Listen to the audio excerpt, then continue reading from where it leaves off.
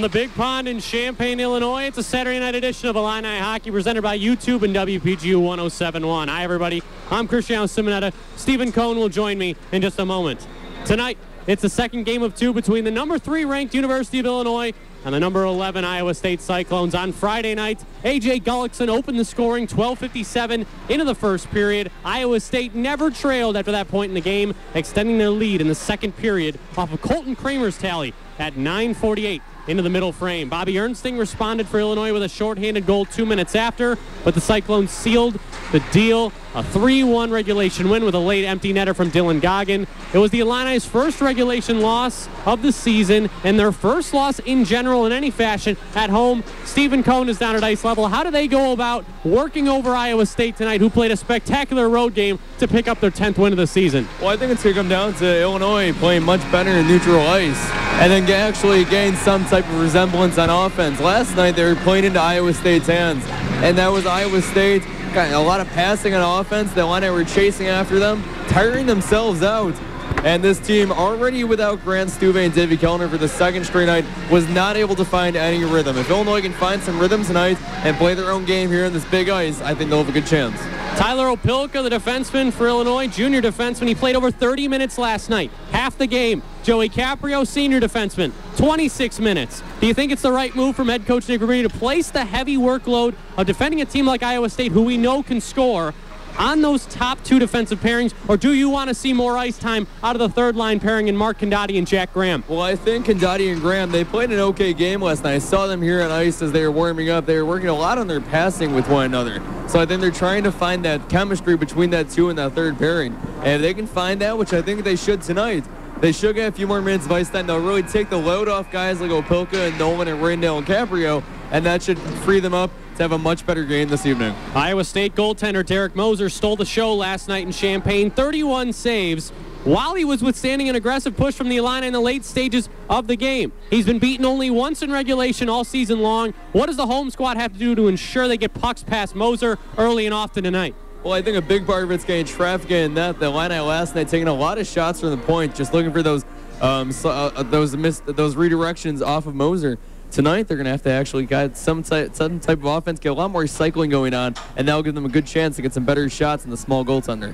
The power play for the Illini has been abysmal, Stephen, over the past 3 games. They've yet to score a power play goal against a CSCHL opponent this season and are 0 for their last 8. They were 0 for 1 last night, didn't get a lot of opportunities on the man advantage. How does their mentality change, knowing they haven't had effectiveness against top opponents with the man advantage? Is it time to try a new method of attack, or do you stick with that original game plan that Nick Fabrini has preached all season? Well, I think last night we would have saw a much better power play unit from their one chance on the power play, but they're missing a Grant Stuve, who really contributes to that passing game on offense and really opens up shots for guys like James McGing and Eric Cruikshank.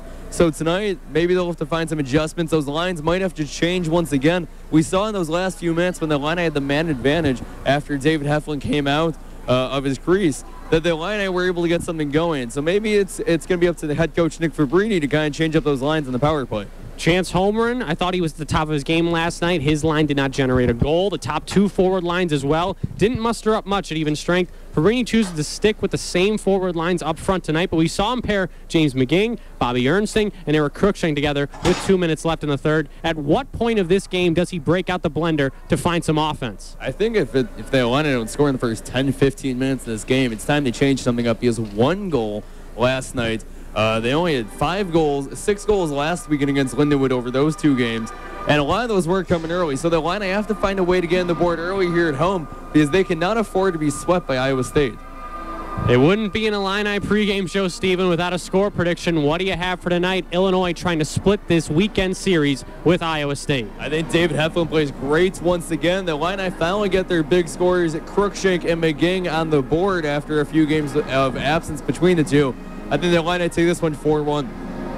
And that's going to do it for the Illini Hockey pregame show. Cristiano Simonetta, Stephen Cohn down at ice level. You mentioned those big guys, though, Stephen, before we go and take a brief commercial break. Eric Cruikshank, he hasn't scored a goal against CSCHL opponents this season. James McGing, he played 26 minutes last night. Bobby Ernsting hovering around that 23-24 mark. We mentioned the defensive guys, all that workload. Will the forwards want to see that amount of ice time moving tonight, or do you want to get that fourth line, Neil Novosel's line, that only played 5 minutes last night? Yeah, just like I said, I saw Condati and Graham working on their passing and chemistry in the pregame in the skate. I saw that fourth line as well, and I feel like there's a better sense of teamwork now because that fourth line's been shuffled around a lot so far this season due to some injuries that line I've had. So I feel like tonight, it's the same fourth line. To get that going for 2 straight nights, if they get 10 minutes tonight, I think that takes a huge load off that top 6. All right, thank you, Stephen Cohn. We'll get your take on the Illini's matchup against the Iowa State Cyclones in just a couple of minutes. This has been the Illini Hockey Pregame Show presented by WPGU 1071. Make an octopus laugh. Tentacles! Got a dad joke even better than this one? Post your joke on Twitter using the hashtag IlliniDadJoke for a chance to win WPGU's awesome prize package of 4 tickets to the football game versus Indiana with a parking pass on the 11th and 4 tickets to see the Bodines show at Canopy Club on the 12th. Head to Twitter right now and share your jokes. WPGU 1071, Urbana-Champaign. The WPGU forecast brought to you by McDonald's. Cloudy skies, widespread frost, an overnight low will drop down into the upper 20s. Frosty start to our Sunday, then sunny skies are high in the upper 40s. Monday, partial sunshine near 50. Tuesday, sunny skies, mid to upper 40s. And then we do have a chance of rainfall a little later on Wednesday, our high low 50s. Thursday, partial sunshine, our high just over 60. I'm staff meteorologist Sally Russell on Champaign's Alternative. WPGU 1071. Get any size McCafe hot coffee for $1 or a small pumpkin spice latte or caramel macchiato for $2 each. A la carte only at participating McDonald's for a limited time. Cannot be combined with other offers or meals.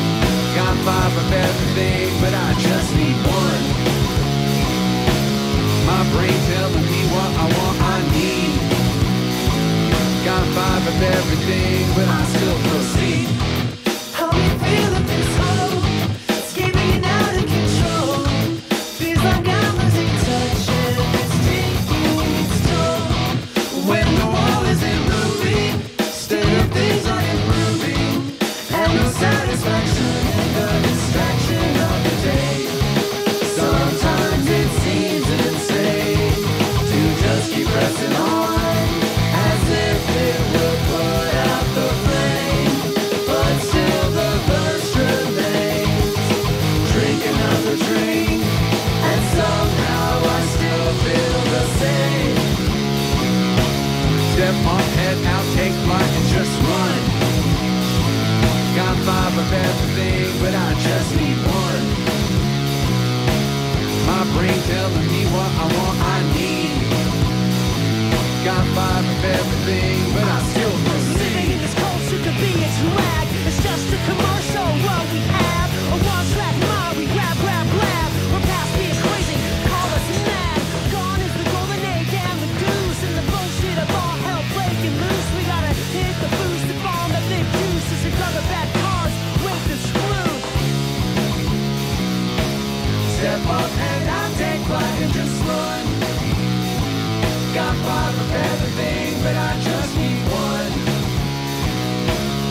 My brain telling me what I want, I need.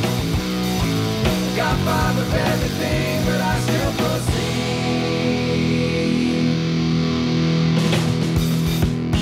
The story never ends. In search of something, but once we arrive, it all starts again. Reaching for higher ground. The river's rising, it keeps on flowing forever. Champagne's alternative, WPGU 107.1.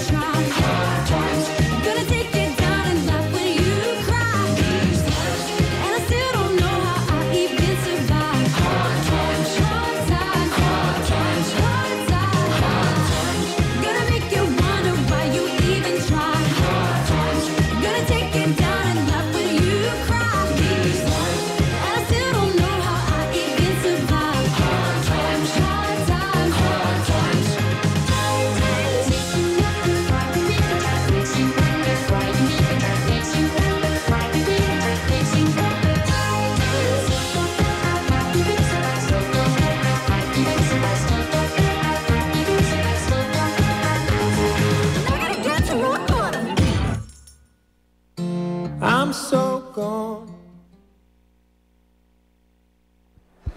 Hi, everybody. We welcome you into the Big Pond here in Champaign, Illinois, just 5 minutes away from Illini hockey action. Number 3, Illinois. Number 11, Iowa State. A CSCHL showdown you do not want to miss. Hi, everybody. I'm Cristiano Simonetta. Stephen Cohn joins us from Ice Level. You'll hear from Mackenzie Bach, Abby Kelsto in the intermissions. Stephen, how you doing? This is a great game. Great fans here at the Big Pond. Probably the best crowd we saw from the Illini faithful last night. Do you expect this type of atmosphere to pick up as this season starts to roll forward? Because if you look at the Illini schedule, it's no easy matchups moving forward, to say the least. Well, no, first I just want to start off that I feel like Eric Fisher all of a sudden because I have company in this penalty box. And I am packed, Tweedledum. So I am just, it's not as bad. It could be worse. I feel like Eric's been in worse situations. But regarding the atmosphere here at the Illinois Ice Arena, I feel like last night there were moments when Chance homered at the puck and had a chance Joey Caprio's shot towards the end of the game that this crowd got fairly electric, and that was one of the loudest times this crowd has gotten so far this season, maybe in the past 2 seasons. So I feel like the energy, the excitement is starting to build for this program. A very young team with a lot of veteran leadership, so a nice mix there. Nick Fabrini has this team playing well, and I feel like if they come out tonight, they should maintain that top 5-6 ranking, and that should do very well entering next week in a huge series once again at home against Ohio. Yeah, you mentioned Joey Caprio's late chance against Derek Moser to tie the game up. Of course, Moser beat him with the mask. Caprio's been as frustrated as anybody. You look at his stats, he doesn't have a goal all season long. Had 4 last year, and his last goal, December 3rd, 2016 against NIU. Number 5, he's obviously been squeezing the stick a little bit too hard. You see him coming through tonight, though, in a big CSCHL game. Well, I think what Joey Caprio does the best are the things that we can't really measure. There were a lot of times last year that we called him the goaltender on this team just because he would get in front of the crease, and he was the one making some incredible saves, just playing defense. So I feel like his passing, his leadership, his defensive abilities, those are things that the Illini really rely on with him.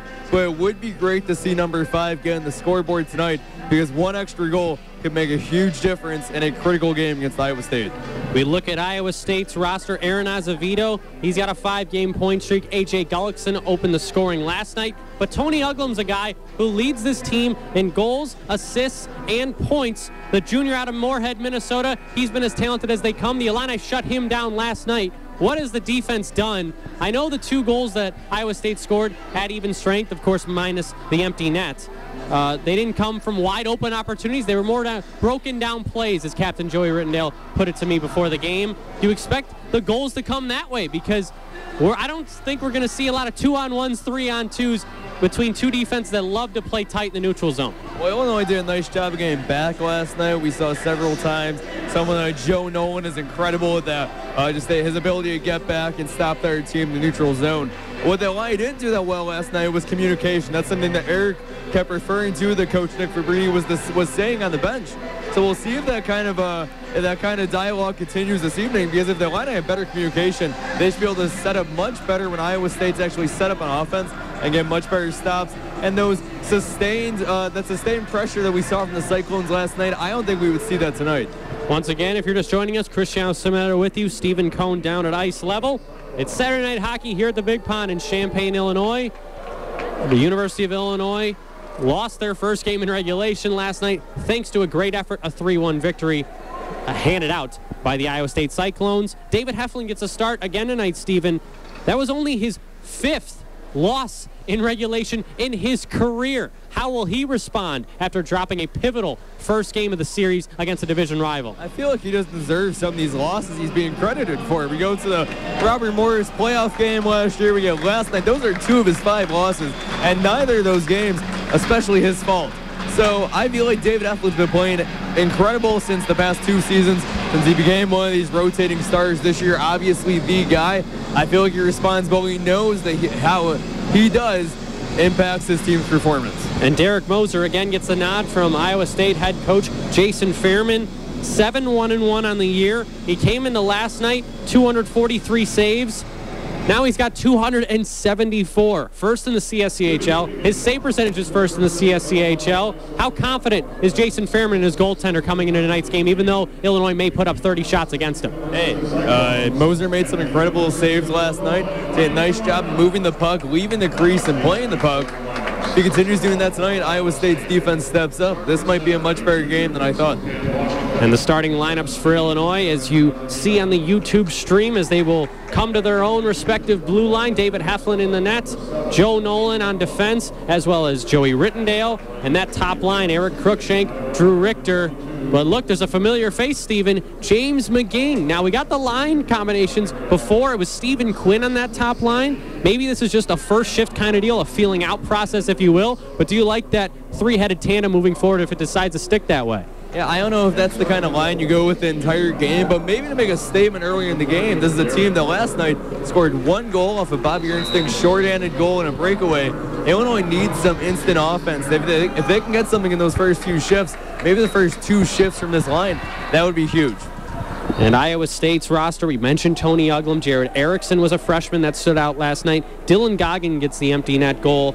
But the size of this Iowa State team, that has shocked me the most. Colton Kramer's a guy who doesn't have that. 5'9", 160, yet he's got 7 points in his last 5 games. Bronson McLeod, we haven't seen him so far. And to talk about Bronson McLeod really quick, he's the first Iowa State recruit right out of high school in the past 7 years. So if we see number 27, he's a really skilled type of guy. John Severson, number 23, he gets the nod as well at forward on that second line.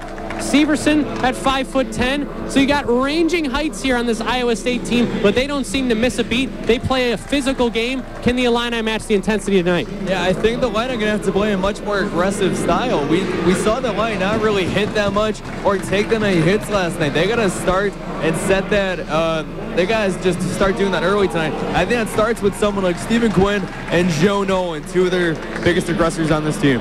James McGing, he had his 10-game point streak snapped last night. Of course, he caused the turnover that led to Bobby Ernsting's goal. Number 24 will play on the second line. He has a 6-game point streak, 6 points over that last number of contests. The Naperville native will be hungry. And we're going to send it down to ice level before the start of Saturday night's game between the Iowa State Cyclones and the University of Illinois Fighting Illini. Right after the national anthem. Enjoy.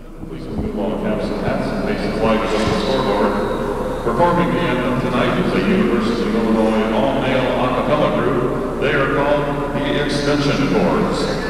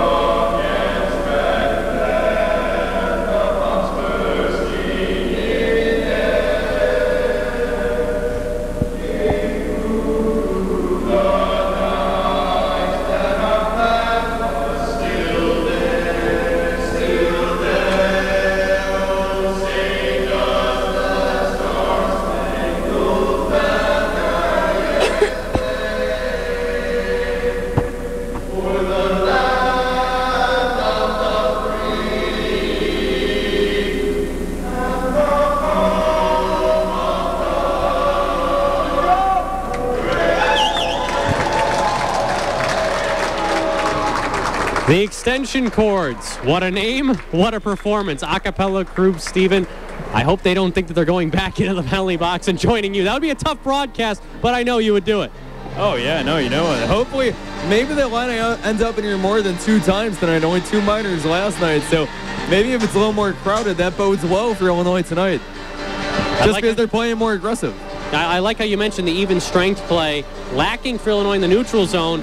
And if they're that type of aggressive and they come out early, they can draw a penalty on Iowa State. But Iowa State, they know how to finish. They know how to get wins. They can do the exact same thing. Hi, everybody. Cristiano Simonetta, Stephen Cohn down at ice level, just seconds away from this tilt between Iowa State and Illinois. It's also my first time down here in the new penalty box. It's pretty nice. I spent a whole season down here, but ever since they redid the Illinois Ice Arena, I'm not going to get hit anymore. There's a glass in front of me. So there's a tiny spot, though, above that stanchion, is it not? I'm just kidding. Anyways, back to the start of action here. 5 seconds into the game, and it's Britt Brothen taking it for Iowa State.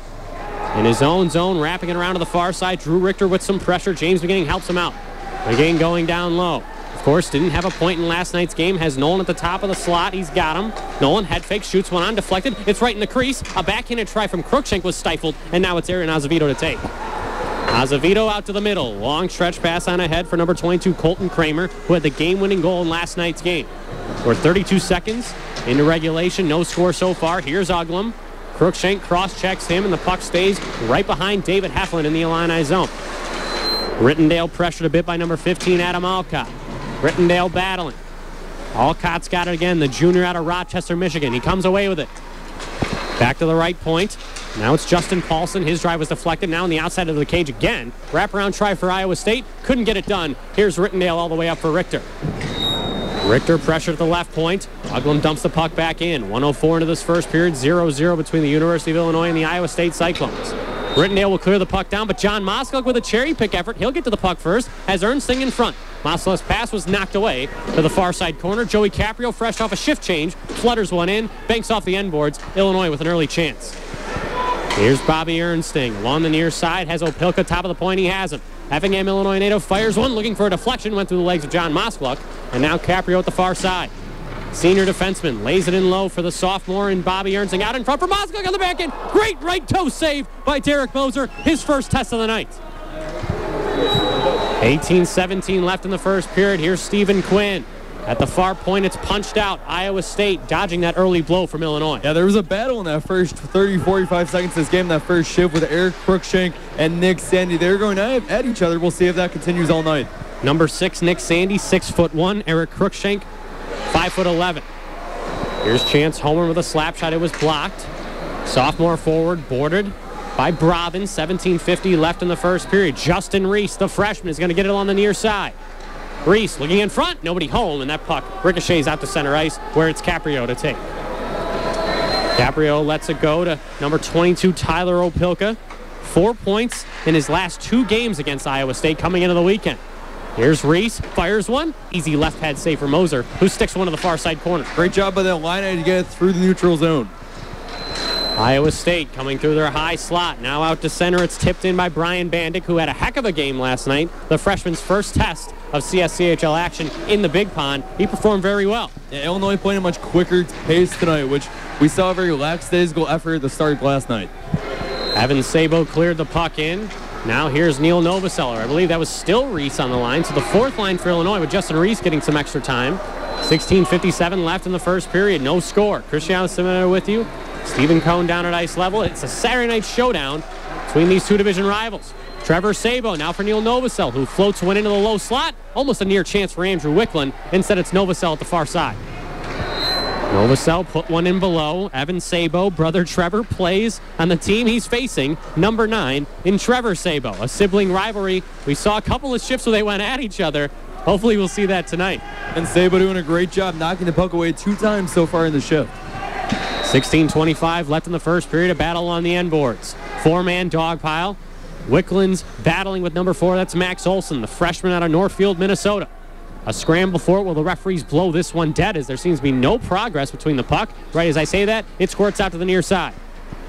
And now here's Sabo. May have a chance in the left circle. He floats one in, and that was on a backhanded try. Late on his shift, he'll skate off. Here's Cruikshank now. Burlington, Ontario native, battling it with Justin Paulson. Cruikshank with a big hit, and I believe he's going to take a cross-checking minor. 4 minutes and 6 seconds in. That's exactly what it's going to be. Number 15 takes a seat. Iowa State to an early power play. Yeah, and we saw that line again for your second shift tonight with Cruikshank and McGing out there on that top line together. Iowa State 0 for 2 on the power play last night. They came into the weekend with a power play efficiency rating 23.3%. The Illini's PK 94.4%, one of the best in the ACHA. Cruikshank and Stephen Quinn, both were supposed to be on that top line tonight, each with 16 penalty minutes. Iowa State to work. It's Tony Uglum at the top of the left circle. He holds on to it, going down low. He'll get the puck right back. Down low for Azevedo. Azevedo to the far side. It's Uglum. Uglum faking. Looking for a backdoor play. It's in the skates of McGing. Iowa State keeps it alive, though. Here's Brovin on the top of the point. Nice deflection there from James McGing, with the puck stays in the zone. That was Anthony Song's pass. Uglum now for Colton Kramer.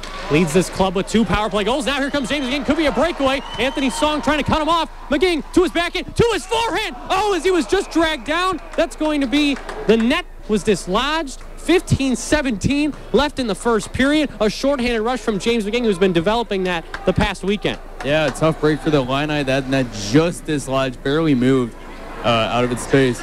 So yeah, James McGing, a chance for a deflection there too, because he had 2 trailers. And a nice play there from Anthony Song out of Ames, Iowa, to cut McGing off. That power move to the backhand of the forehand. I don't even believe he got a shot there. Yeah, Anthony Song, defenseman and forward on the roster. So a utility guy, if you will, for head coach Jason Fairman. 4 minutes and 50 seconds into the first period. 1 minute 15 left on the cross-checking minor to Eric Cruikshank. Opilka knocks one back out to center. Stephen Quinn with a whack at it. Almost too many men on the ice there. For Iowa State as it's Cody Ryder, the captain. Over to Uglum. Uglum has played on both these power play shifts. Cutting through the middle is number 18, Dylan Goggins, who scored the empty netter in last night's game. Heflin sets it up on a tee for Opelka. He was pressured. Iowa State may have some life here. 50 seconds left in the power play. Here's some zone time. Nick Sandy walking the line, moving down low. And maybe a wrap chance also at the right point is Ryder. Ryder, the trigger man.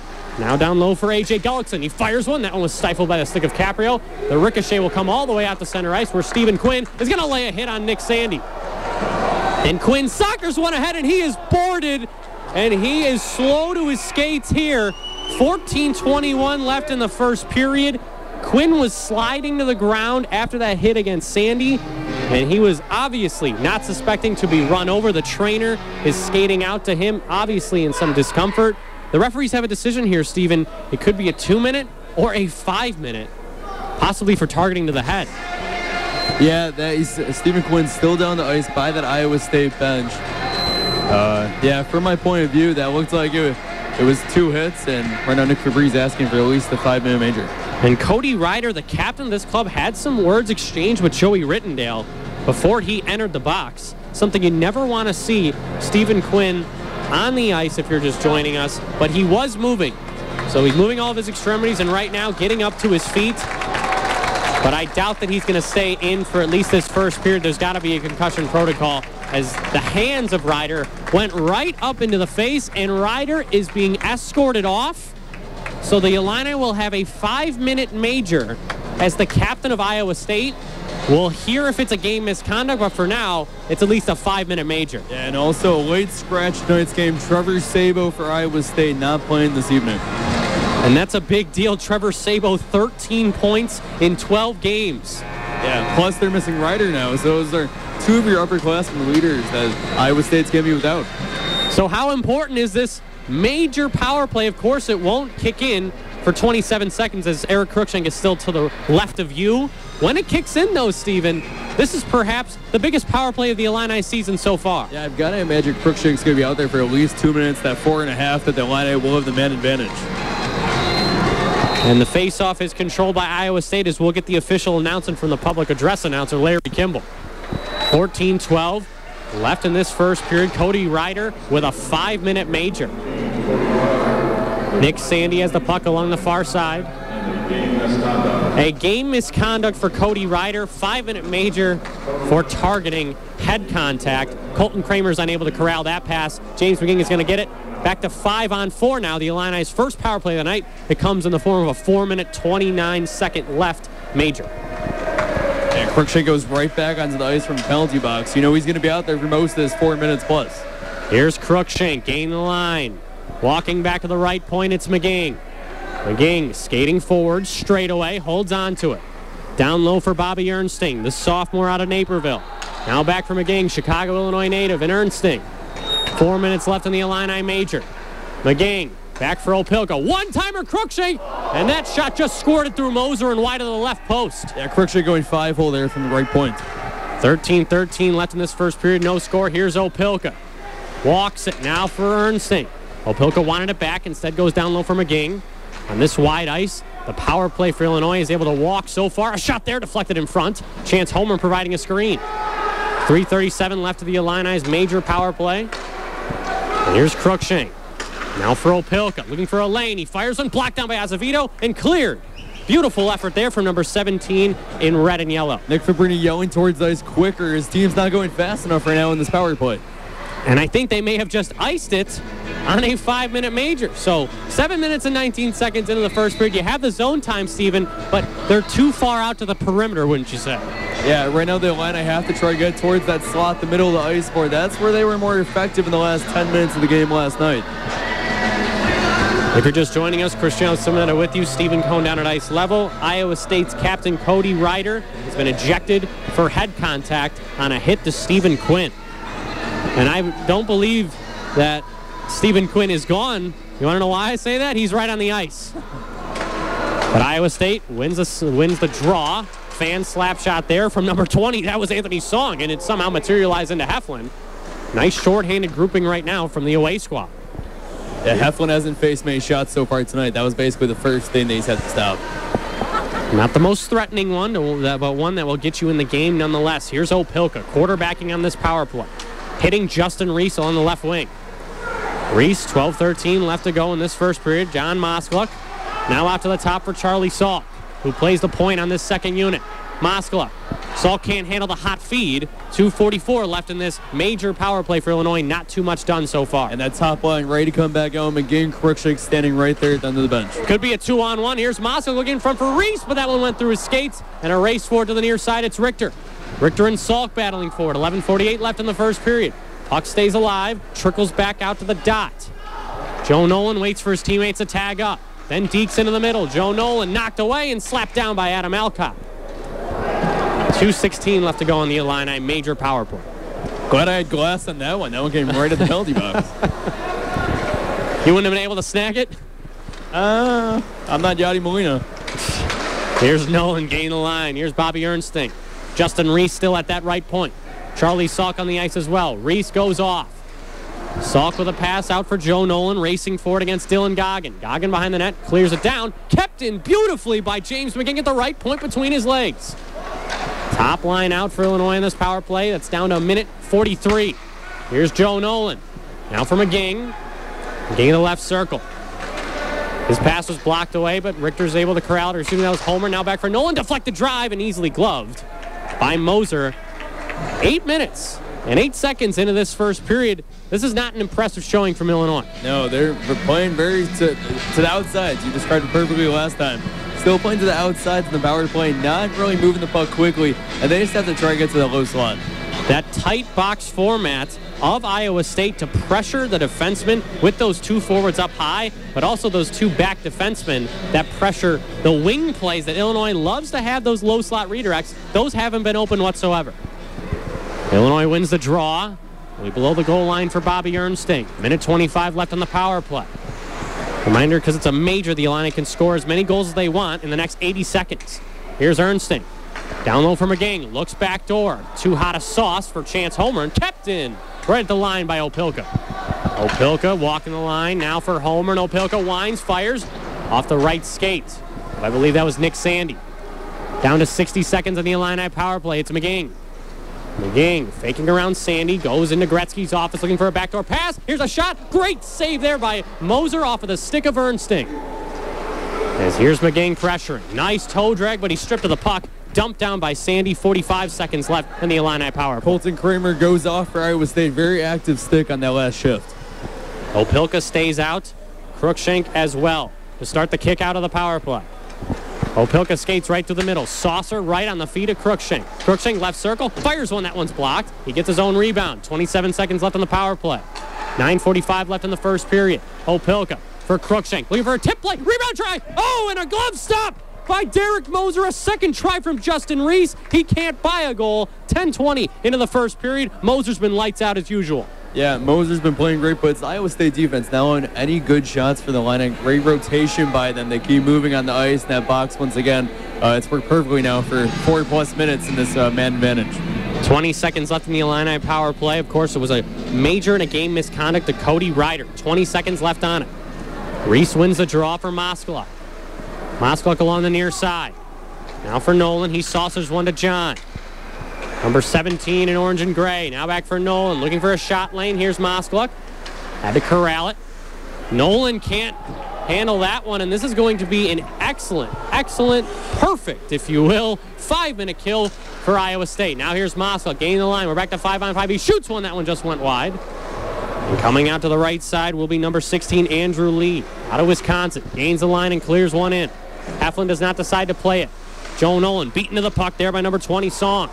Song escaping a defender. Now back to the left point. Shot there from Olsen. Left pad saved by Heflin. May have been redirected in front by his own man. Now along the end boards, Iowa State with some momentum. Can they capitalize on it? 8 minutes and 50 seconds left in this first period. Here's Nolan escaping. Boarded a bit.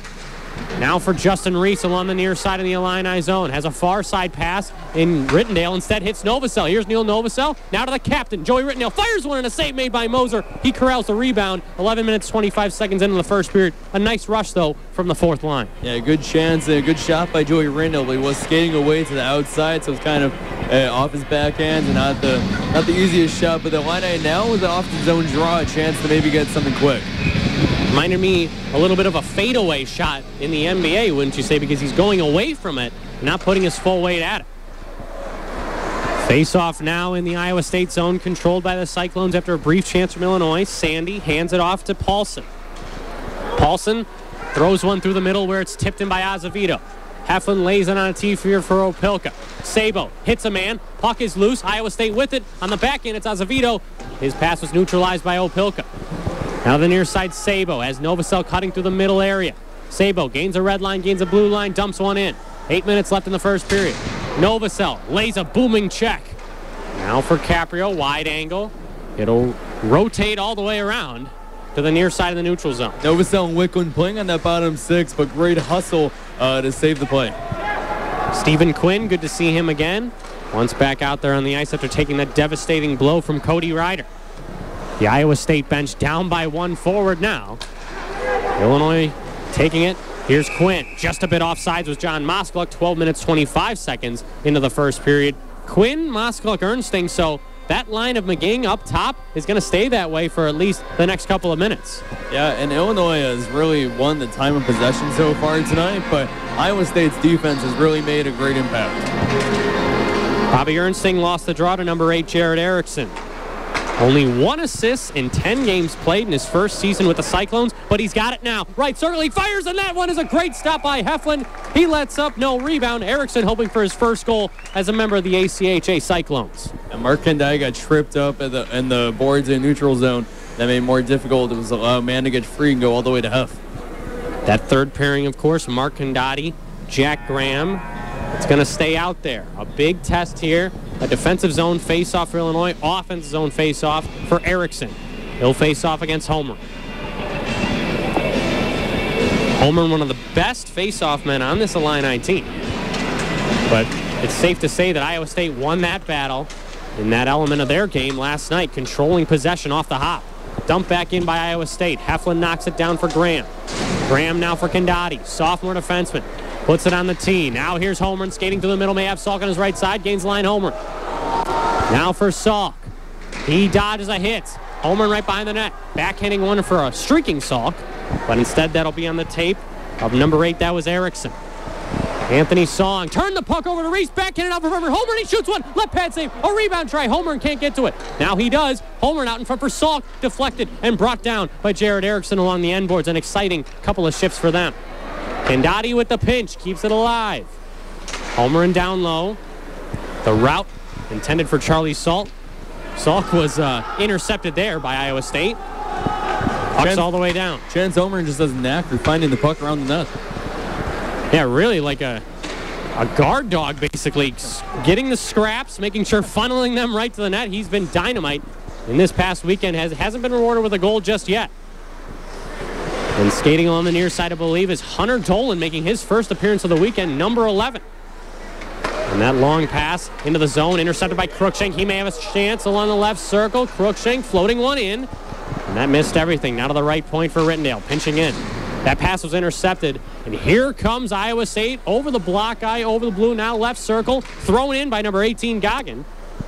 And now it's on the stick of Dolan. To the near side, now to the right point, a chance here, blocked down. Heflin sticks that one aside. Gullickson had gotten it back for Olsen, who's had a couple of chances already. Here's Rittendale.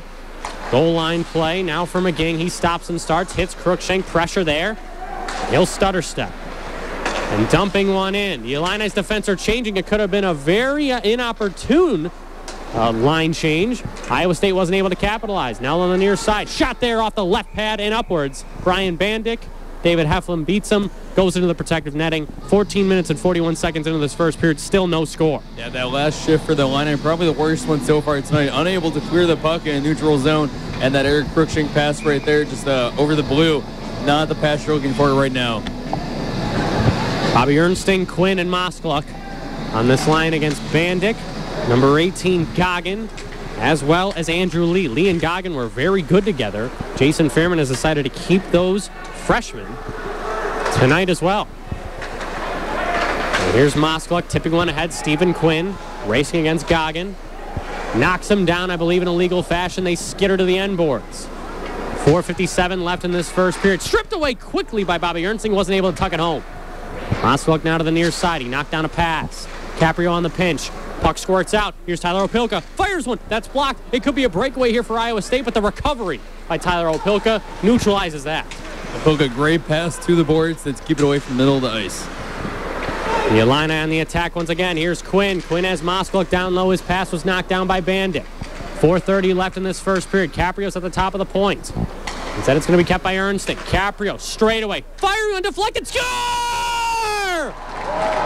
Johnny on the spot. It's John Moskluck, his 5th goal of the year. Illinois strikes first. 15:37 into the opening frame. It wasn't Joey Caprio with the shot from the point, but John Moskluck gets the deflection and redirects it in. There you go. We posted the gif of him before the game. His mom even tweeted, "That's my boy." And now her boy's got that first goal. Let's put that gif up again.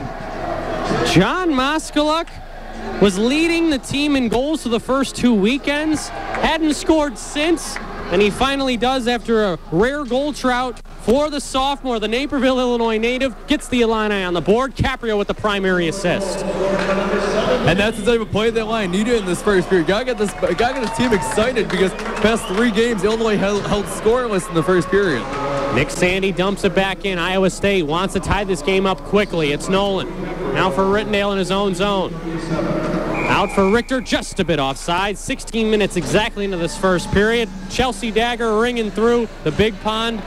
Cristiano Simona with you, Stephen Cohn down at ice level. It's been a fantastic game so far. Just my question is, why did it take basically 76 minutes this weekend for Illinois to try to get a redirect in the low slot? Because that should have been happening all of last night. That was open. The Illini just decided to keep it outside instead. Especially when you've got size like Moskluck at 6'2" that has hands around the net. Iowa State with a chance here at the left point. Rebound try, and that one was blocked in front. Spinning try, left shot, and that one is blocked away. Heflin knocks off his own right post.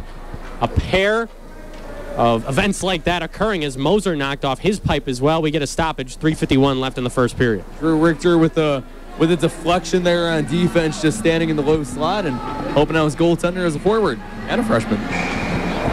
Nothing like Chance Holmgren's game-saving stop. What was that against NIU? That was outstanding. Now to the right point for Nick Sandy. Pass was too far on the tape of his. Here's Rittendale. Now for Cruikshank, gains the red line, gains the blue line, fires one in. 3:38 left in this first period. Illinois with the early goal scored by John Moskluck in this hockey game. Of course, it's late in the first period, but for Illinois, it's the first time they've led all weekend. Now the left circle, Sandy tosses one in below, hoping for a forechecker. It's Jared Erickson fighting against Joe Nolan along the near side. Erickson had to double back. Nolan swipes at it. Out to center we go. 3:13 left in the first period. Nick Sandy, alternate captain for this Iowa State team. He had a big role in last night's game. No points. He was a defensive juggernaut. Heflin out to play it. Dumps it around. Here's James Gingle on the near side. Has Novosel cutting. Novosel's going to skate over the line, over the blue line. And he fires one across. Andrew Wicklund will be the first of the puck. Fourth line for Illinois out. The senior bumps a man. Number 23, Wicklund on his backhand, moving in across for a rebound try. Evan Sabo was in the vicinity. A quick outlet for Aaron Azevedo of Iowa State. Azevedo shoots one, paddled away. Now to the far side in the Iowa State zone. It's going to be Neil Novosel. Evan Sabo plays one around a man, gets it deep. Paulson to recover for the away squad. 2:25 left in this first period. Some miscommunication, and Paulson's going to do a silhouette, or a pirouette, excuse me. And we'll go back. Not a lot of whistles in this first period. No, except for those 2 penalties early on. A quick change for Iowa State, gaining over the left line. Back for Paulson, right circle, looking for a high slot deflection, but that was off the high stick of Tony Uglum. We get a whistle and a stoppage. 17 minutes and 56 seconds into the first period. John Moskluck's goal, the only one we've had so far. It's something we talked about last night with this Iowa State team. It's a bigger ice surface, so they're trying to utilize the entire ice. The last few minutes, the last 2 shifts or so, I think Iowa State's using this horizontal because it's so much wider. They're really moving the puck right to left on offense. Homer on the draw against Alcott. He won it. Now for a fellow sophomore in Mark Condati. On the near side, Iowa State keeps it in. Number 8 in orange and gray. Spirals one around for Jack Graham. Gets the job done and out to center. It's on the tape of Graham again. Over the red line. Clears it. That's the Illinois defense's MO here. Gain the line, get the puck deep, and make sure you defend against an odd man chance. Now a 2-on-2 rush for Gullickson. Trailer is Paulson. Paulson fires and a save by Heflin, who's been solid. 1:32 left in the first period. Both goaltenders have been shining at respective points. And Nick Fabrini gave a few fist bumps after that last save by David Heflin. Iowa State starting to get to him, but that line eliminating those odd man rushes, and that's really allowing Illinois to really set up its defense and get comfortable. Face off to the left of Heflin. Dylan Goggin on the draw to Red Wing, Minnesota. He won it, but a bit too quickly as it was dropped unfairly. We'll redo. Cristiano Cimetta with you right now. Stephen Cohn down at ice level. We're glad you can join us. Saturday night edition of Illini Hockey presented by WPGU 1071 and YouTube.com. Now on the end boards in the Illini zone, it's Brian Bandick. Freshman out of Lockport, Illinois, skates away and escapes. Now back to the left point. A drive, and that one's deflected. Heflin never tracked it as it was blocked in front. The shot came from number 20, Anthony Song. Here's Quinn. Gets the puck in deep for Illinois. On the near side, he'll leave it for Ernsting. Bandick surrounding number 24. Down low for Moskala. Fighting through a check, it's Quinn. Quinn back to the right point for Rittendale. Interchanges with Quinn. Has the captain up top. He fires one, and that one was kept on the ice. A smart play from the senior captain. But Moser was in the right position. Down to 50 seconds. Look at that move from Bobby Ernsting to escape away. He moving in front. Wraparound try from Moskala. Missed everything.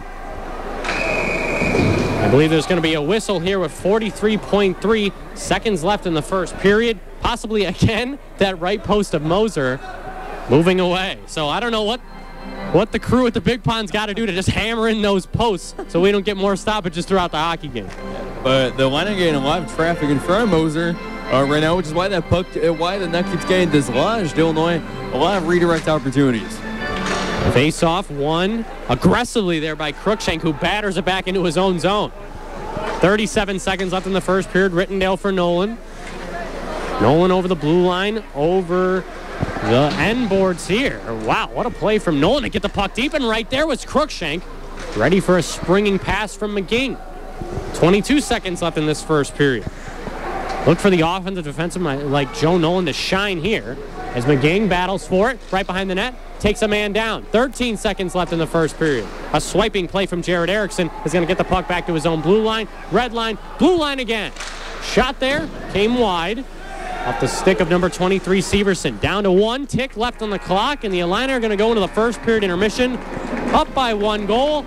It was John Moskalik on the doorstep, deflecting a shot from Joey Caprio at the point, which, of course, Joey Rittendale talked to me about before the game. The Illini have to do a better job of traffic in front of Moser, sticks in front of Moser, and a guy who did exactly that is down with Stephen Quinn. It's John Moskalik. And John, you guys got behind 2-0 last night to get on the board first time. What's that mean?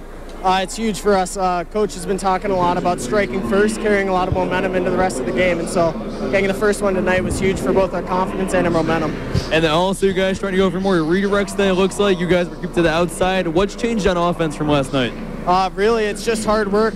We understand we have to go to the hard areas to score goals, especially in league play, and that doesn't change here. Last week against Lindenwood was a huge test for us, and we noticed going to the tough areas rewards you with goals. Awesome. Thanks so much. Going the second. Back to you, Trio Dumb and the Trios. Thank you, Stephen Cohn. Thank you, John Moskalik. Number 17 in Orange and Gray's goal gets Illinois their first lead of the weekend series against the Iowa State Cyclones. We're going to get you the first period intermission in just a couple of moments. This has been the Illini Hockey opening frame presented by WPGU 1071. You're listening to Illini Hockey on WPGU 1071. Okay, clogged pores. I've had it. You think I don't notice your pesky blackheads? It's all I see. Why else would I be dodging photos, yelling back up, zoom out, not so close? But now, I've got Biore Deep Cleansing Charcoal Pore Strips. With natural charcoal, they pluck out stubborn dirt, oil, and even blackheads in just one strip. So go ahead, snap away. With Biore, I have finally found the skin of my dreams. Biore, free your pores. Some claim the past is behind them. We say it belongs to us. We stand on the shoulders of giants. We will always fight. We will always be the Fighting Illini. Hail to the Orange. Score easy with the Slam Dunk Mobile Pass and get seats for every Fighting Illini men's basketball game for only $125. Call 1-866-ILLINI-1 or visit fightingillini.com today. Enjoy free late-night music at Krannert Center for the Performing Arts on Thursday, November 9th. At the Intimate Stage 5, go on a sonic adventure, masterfully brought to life by the Guy Mendelow Ensemble, a quintet of world-class musicians from Israel, Palestine, Argentina, and the United States. This free performance takes place on Thursday, November 9th at 9:30 p.m. Visit KrannertCenter.com or call 217-333-6280 for more information. What's wrong, Brad? I had to kick my roommate out. Again. That's the second time this semester. What's wrong with you? It's not me, I swear. I don't know. I just keep posting on that Facebook group. But everyone who's interested is just bizarre or backs out. And forget about Craigslist. That last guy had to be over 80. Grad student my... You know, why don't you use the Daily Illini free classifieds? Wait, what? Every student can place free classified ads online at dailyillini.com, and they might solve your sketchy roommate problem. How do I put one in? Just go to dailyillini.com/classified to submit your ad for free. Thanks, man. I'm going to do that now.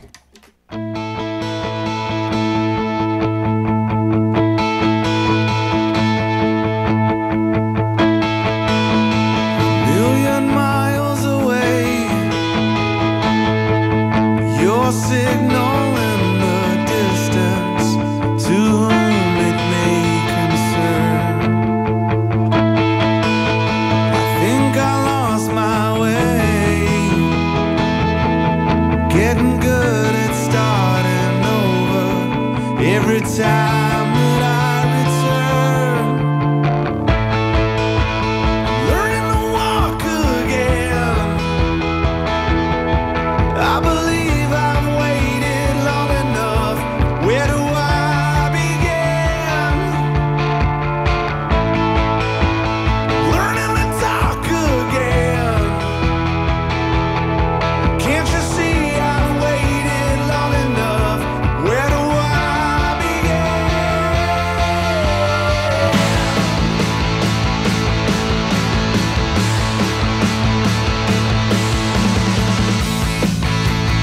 You remember the days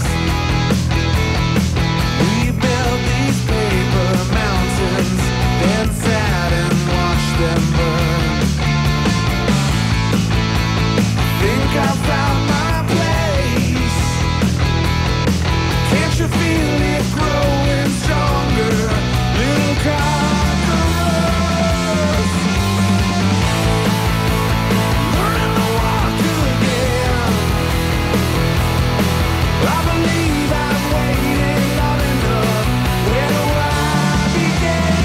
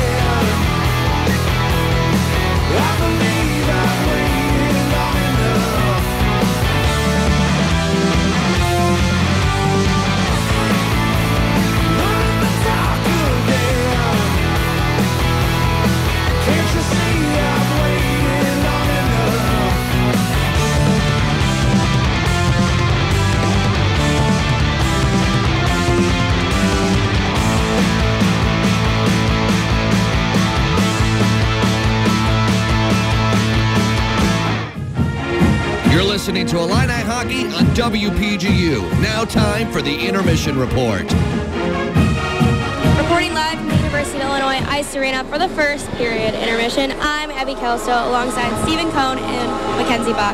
You are listening to Illini Hockey on WPGU 107.1. So first period, it's 1-0 Illini. That's looking good. We're on the board. But we did start off with two penalties. Can we talk about those for a few minutes? Yeah, so those two early penalties, one to Eric Cruikshank, which I thought the line entering this game needed to be more aggressive. And if someone was going to be, I feel like it's Eric Cruikshank, someone that really has his emotions stay out on the ice. And he took those to the penalty box. Wasn't very happy with the call because he thought Nick Sandy was also being chippy with him as well. But to see that early penalty, I feel really set the tone for how this first period was going to go. And then the 5-minute major, when Stephen Quinn ended up on the ground and now ended up in the injection of Cody Ryder, I feel like also really sent a message to this Illinois team that was going to be much more physical, and they had to match that with Iowa State. Yeah, absolutely. You know, you mentioned that Eric Cruikshank definitely set the tone for the rest of the period with his 2 minutes for cross-checking. I definitely agree. It shows that the Illini were going to come out to, for this second game of the series aggressive. But I will say that I did not expect that from Eric Cruikshank, who is supposed to be a leader for this team. You don't want to see him getting penalties, especially against a team like Iowa State, who won the first game of the series just last night 3-1. Stephen, I kind of agree with what you said on how we need to come in and set the tone. So I have to disagree with you on that, Mackenzie. I think that Eric is somebody that can come out and he can control himself. So if he puts himself in the box once, then he shows that, hey, we're not going to take it, but also we're going to be controlled about it. We're not going to get out of hand. Yeah, and I think the good thing is that, like, 2 years ago, he led this team. He led, like, the conference in, like, penalty minutes. Then last year, like, cut down to that by, like, a fourth. So I think he's learned how to handle himself, and yeah, that's a good thing, because if you want someone to really take a penalty and send a message early in a game, I feel like Eric Cruikshank's the guy. The one thing I'll say to that is that I feel like Eric Cruikshank doesn't have to be that guy that's taking those penalty minutes. There are definitely other guys on the team that could be the aggressors, taking those penalty minutes when you know, maybe they're not going to contribute just as much as Eric Cruikshank would on this. Yeah, I do agree with you on that. The first line having Stephen Quinn and Eric Cruikshank, the two players in the Illini with the highest penalty minutes, is very interesting in the fact that we're not really surprised that both the penalties did come from people on the first line. And I feel like that's part of the reason why we haven't seen those two together that much tonight. Last night they played together about 20 minutes together. But tonight we've seen kind of James McGinn take the spot of Stephen Quinn. Stephen Quinn's dropped down to the second line. I feel like that's really, and it's created less of a balance for this Illinois team. But I feel like that's what they needed. They needed some firepower there at the top. Right, I agree. And with Grant Stuve out, we have to see a little bit more firepower. So bringing James McGinn up to the first line was a good move. As we've seen at Illinois State when he was moved up, they executed on that, and we'll continue to see that. Also, with Grant Stuve out, one of our seniors, and so then you can see that the rookies are stepping up, and that's when our first goal was scored by John Moskowitz. Yeah, absolutely. And just to add to that, it's been phenomenal what we've been able to see our rookies do this season. They've really taken the reins, and they're making this team their own. So, you know, there would definitely be concern that Grant Stuve is out. However, the fact that we have the rookies that we do, who are able to generate plays and just be leaders on this team that already has some phenomenal guys as it is. So that one Illinois goal, though, by John Moskowitz, set up by Joey Caprio taking a shot. He's one of the seniors on this team. And he hasn't scored yet this year. I know that's bothered him a lot, but for the fact he's able to get that assist in a critical game, he's been playing very solid. Last night, some defensive lapses, but overall, for him to get involved in the offense, I think is big for his team, because that means you have your top four defensemen all very involved on both sides of the ice. Yeah, so at Illinois State, I remember having the conversation during the intermission report with either Mackenzie or Eric, and we were talking about how we needed a Shazi. We needed somebody right in the paint, right in front of the opposing team's goalie. We needed somebody to distract him, and we didn't have anybody like that. But today, we've seen John Moskowitz get in the paint, and as Joey Caprio played from the outside, we had him on the inside. And that is the problem that we've been having this year, is everyone plays on the outside, and nobody's been playing on the inside. And we just saw today what happens when somebody ends up on the inside. And John Moskowitz had another chance with about 45 seconds left in the period as well, where he had another chance for a goal right there in a redirection. So I feel like that shows that John Moskowik is taking that job of doing the dirty work for his team, and he's not afraid to be physical down in the crease. You know, if dirty work results in a goal, I'll take that any day. But as you noted, or as you may have seen if you're watching the live stream, in the first half of this first period of the game, the Illini were struggling to set up in the offensive zone. They were dumping and chasing, and frankly, it was not working for them. So now you see, towards the second half of this first period, the Illini finally start setting up, and I believe that is a large reason as to why they were able to get that first period goal with John Moskowik right in front of the net. But speaking of John Moskowik could have had several other assists in this period. But you've seen people unable to execute on his passes. They slide right by. I saw Joe Nolan not be able to grab a part of that. It's a chance home run. People that you would think would be extremely on point just could not grab that pass from John Moskowik. So I think that he could even have more potential if he finds the right people to play on the line with him. All right, well, thank you, everyone, for tuning in. This has been your first period intermission report from the University of Illinois Ice Arena. Steven and Cristiano will have the call in just a few moments. This has been your Illini Hockey intermission report from the University of Illinois Ice Arena. The second period puck drop is coming up next.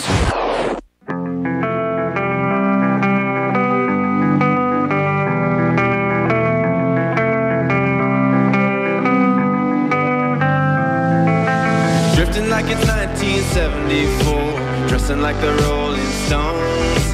Hey ho, let's go get some more like young Ramones. Some nights feel like every night, this one feels brand new. Only got bad things on my mind when I'm with you. And so it goes, we found our sweet disaster in a river of champagne, swimming through the morning after we float away.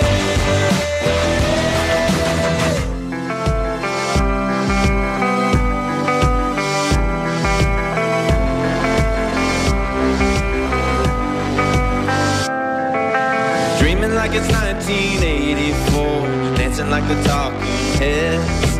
Last call 40s at the corner store to take to bed.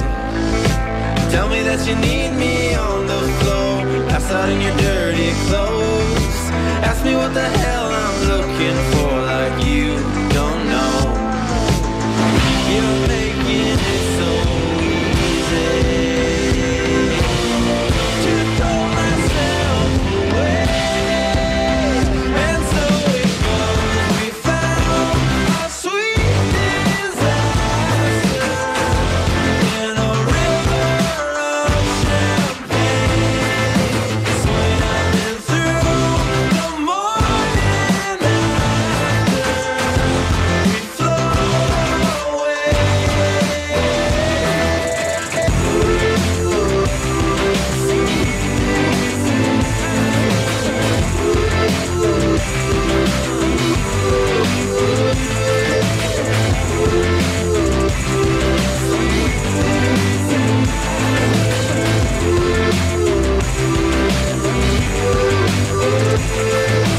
Some nights feel like every night, this one feels brand new. Only got bad things on my mind when I'm with you. And so it goes, we found our sweet disaster in a river of champagne, swimming through the morning after we float away.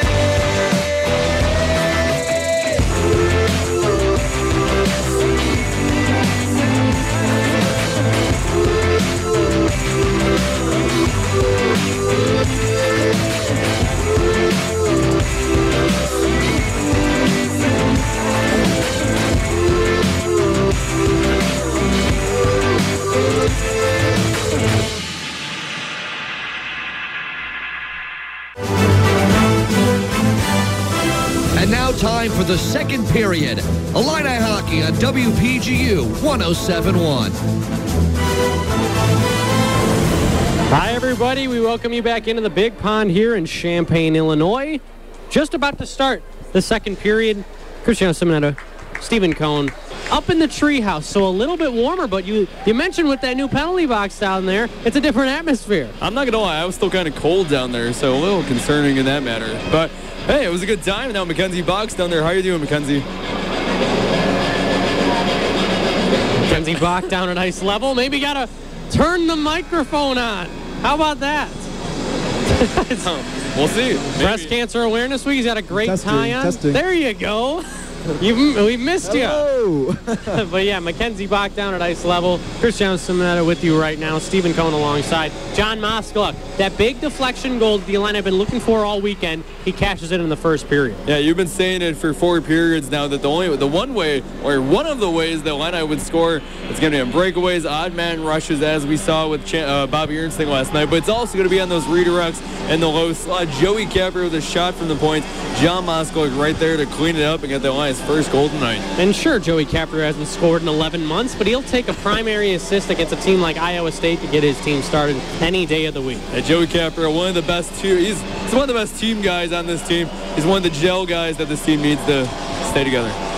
The start of the second period underway here, presented by WPGU 1071 and YouTube.com. We thank you for joining us. Illinois, 1-0 lead over the Iowa State Cyclones, who will go right to left. As Illinois will go left to right in those orange and gray home uniforms. They wore breast cancer awareness uniforms last night. Here's Cruikshank with a drive, and that one is snagged by Moser 20 seconds into the second period.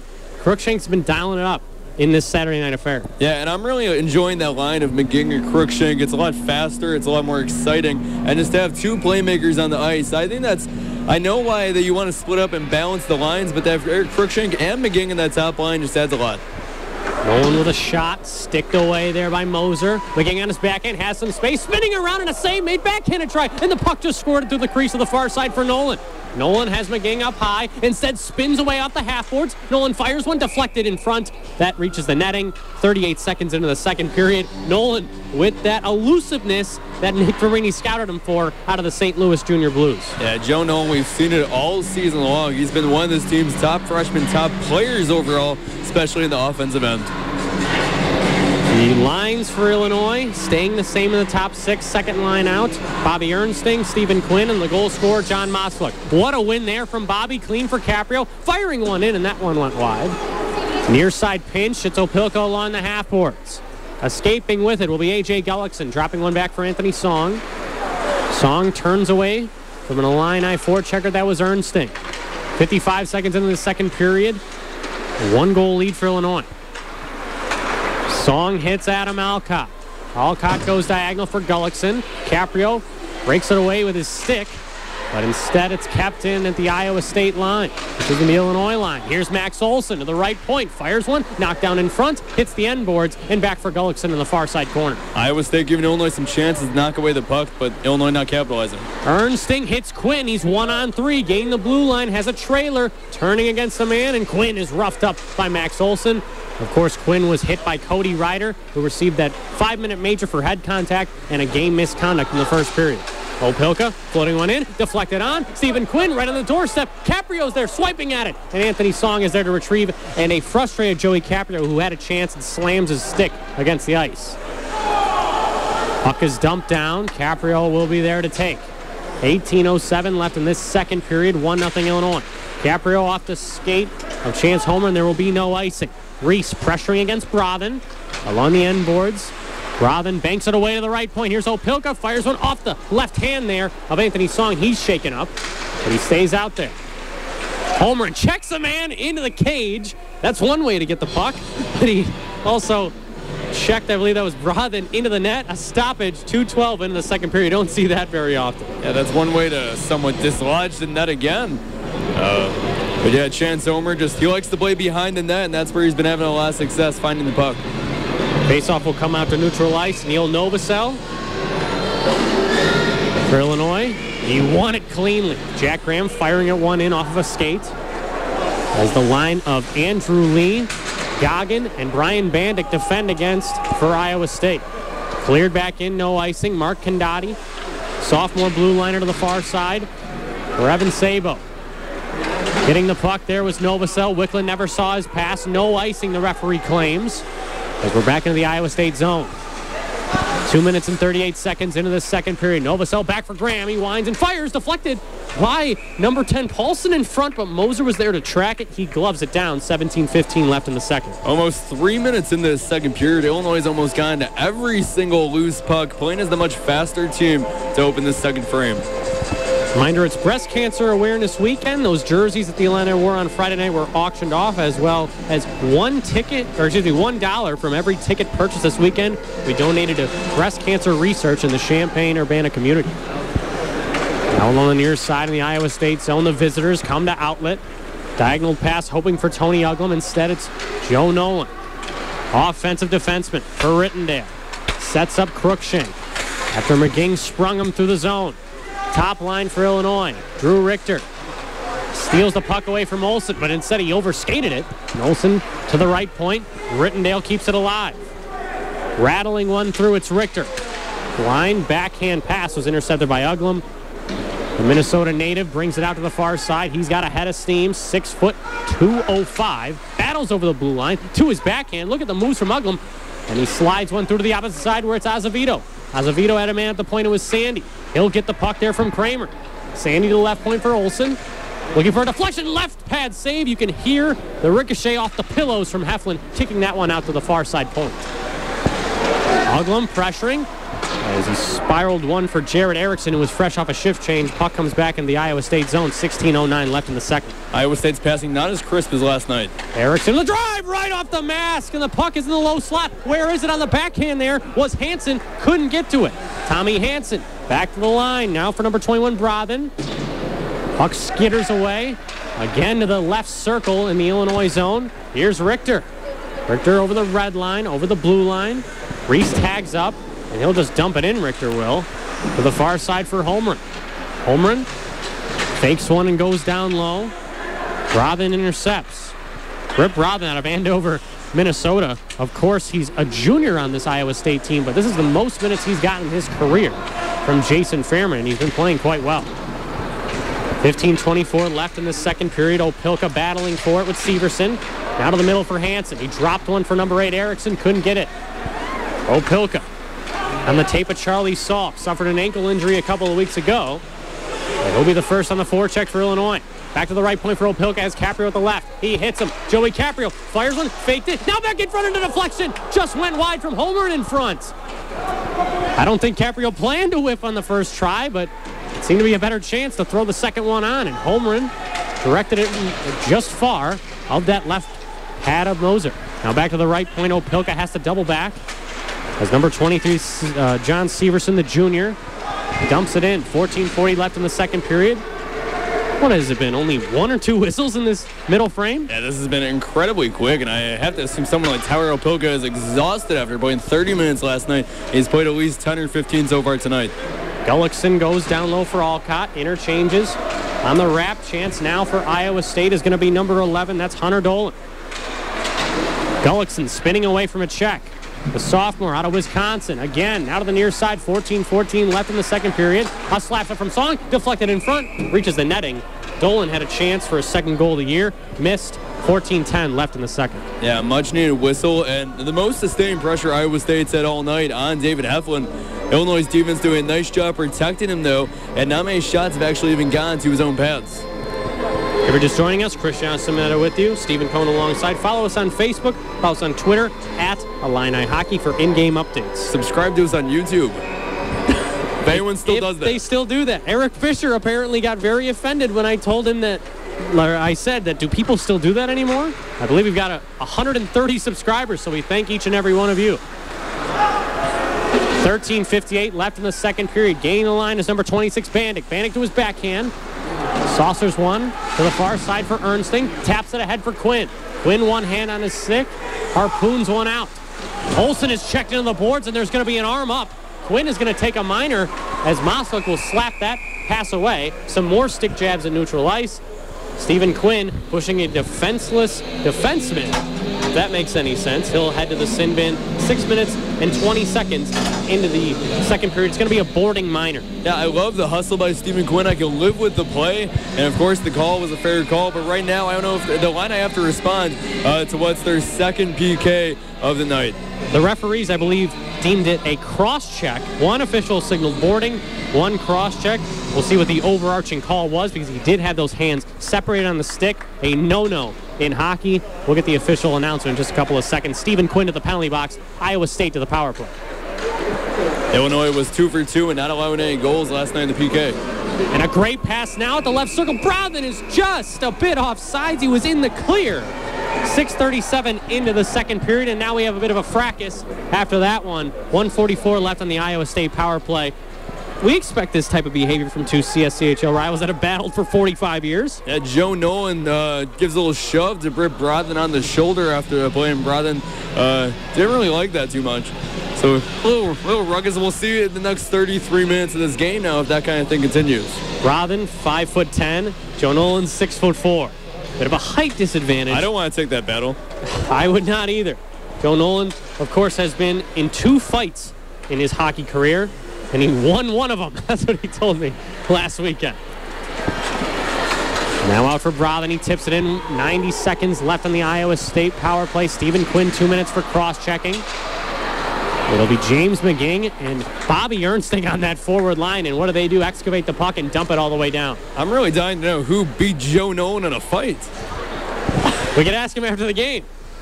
Might have to. Hey, in hockey, you can look at the smallest guys like Jordan Tutu of the National Hockey League, Colton Orr, not the tallest guys, but they can really bring those punches. Of course, you cannot fight in ACHA play. 12:37 left in the second period. 55 seconds left on Quinn's minor. Iowa State pressuring, looking to tie this one up. Max Olson to the right point for Sandy. Sandy handles a rolling puck, goes down low. Diagonal for Olson, fanned on the drive. Off the skates there, and now Illinois is going to steal it as Kramer slipped. This could be a 3-on-2. Short-handed rush for Illinois. Crookshank left circle. Louis in front, and that was a nice deflected shot, but a penalty will be drawn as Opilka was going to the front of the net. 7 minutes and 49 seconds into the second period, a hooking minor to Iowa State. Iowa State with 2 quick passes on offense, but then Max Olson fanned on a shot twice, and Illinois was able to steal, go the other way. Now that results in a 4-and-4 for 32 seconds. Max Olson disputing his case. The freshman doesn't want to go to the penalty box. He will anyway. 2 minutes for hooking on Tyler Opilka. So center lane drive from a defenseman on a shorthanded rush. Nick Fabrini has got to be very happy with his group so far. Yeah, right now Illinois not firing in all cylinders, but playing a solid game. Now we'll see in that minute and a half after the PK, after the 4-and-4 expires, if the Illini can do anything with the man advantage. 4-on-4 on this big ice. Anything can happen. The Illini will go to the power play in 27 seconds when Quinn exits the sin bin. Here's Brothen on a line here with Sandy. Caprio takes down a man. Puck skitters into the Illini far side of their zone. Alcott on the back end has Brothen out in front, and that pass was deflected. Iowa State with a chance, but that pass goes through both defensemen, and they'll have to regroup. And they'll kill the 4-and-4, so the Illini now with the man advantage. Right on cue, Stephen Cohn. Stephen Quinn comes out. As it's cleared down, blocked down by Crookshank. He's got some space, has Homer out top. A toe-dragging effort there, and it's thrown out in front, and here comes a short-handed breakaway for Uglum. Uglum's in, score! Tony Uglum, tie game, short-handed goal, 8 minutes and 34 seconds into the second period. We're tied at 1. That's a goal scorer's goal from Tony Uglum. Eric Crookshank on the other end, unable to do anything with the toe drag, and Uglum takes it by himself over the red, over the blue. And David Eflin had to step up in his crease just a little bit, but then Tony Uglum puts it through 5-hole. Tony Uglum, that's the 3rd shorthanded goal for the Iowa State Cyclones. Illinois had one last night with Bobby Ernsting, but none more crucial than Uglum's 8th goal of the season, beating Heflin Glove's side. That's an example of a player not wanting to mess around with dekes, not wanting to mess around with stick moves, just beating the goaltender one-on-one. And the short-handed goal last night swung the momentum in Illinois' favor for about 10-15 minutes. So we'll see if that changes now with Iowa State. Of course, the Illini still have the power play. Out to the left point, it's Opilka. 60 seconds left on that man advantage. The minor is to Olson for hooking. Ernsting. Opilka straightaway. Crookshank one-timer, and he missed everything. But he's got the puck back. Now to the right point for Opelka. Has Ernsting left point. Umbrella working for Illinois. No look shot there from Cruikshank. And the ricochet from that encounter is going to go back into center. Opelka recognizing an Iowa State change. Takes it in quickly for Justin Reese. Reese deflected on. Wide of Moser. James McGing on the backhand. Boarded by number 20 Song. Moskaluk with 25 seconds left in the Illini power play. Cruikshank, straightaway, toe drag, moving in, shot wide. McGing on a wraparound in front. Moskaluk with a backhand, and that was missed. Oh, John Moskaluk looking for his second goal of the game, but was unable to move it to his forehand. James McGing does some great puck handling behind the net to create that opportunity, but John Moskaluk not able to finish. Cruikshank, as frustrated as you get, slams his hands against the boards right before he goes off. We're back to 5-on-5 with 10:07 left in the second period. Tony Uglam's shorthanded goal has tied it. John Moskaluk opened the scoring. Richter wants some help from Moskaluk. 6'2" sophomore, and John gets it. Now for Richter, the freshman. Richter battling one out in front. Nolan at the line. Feeds it for Rittendale. He slips. This could be a chance, but what a nice second effort there from the captain to ensure a 2-on-1 rush wouldn't come.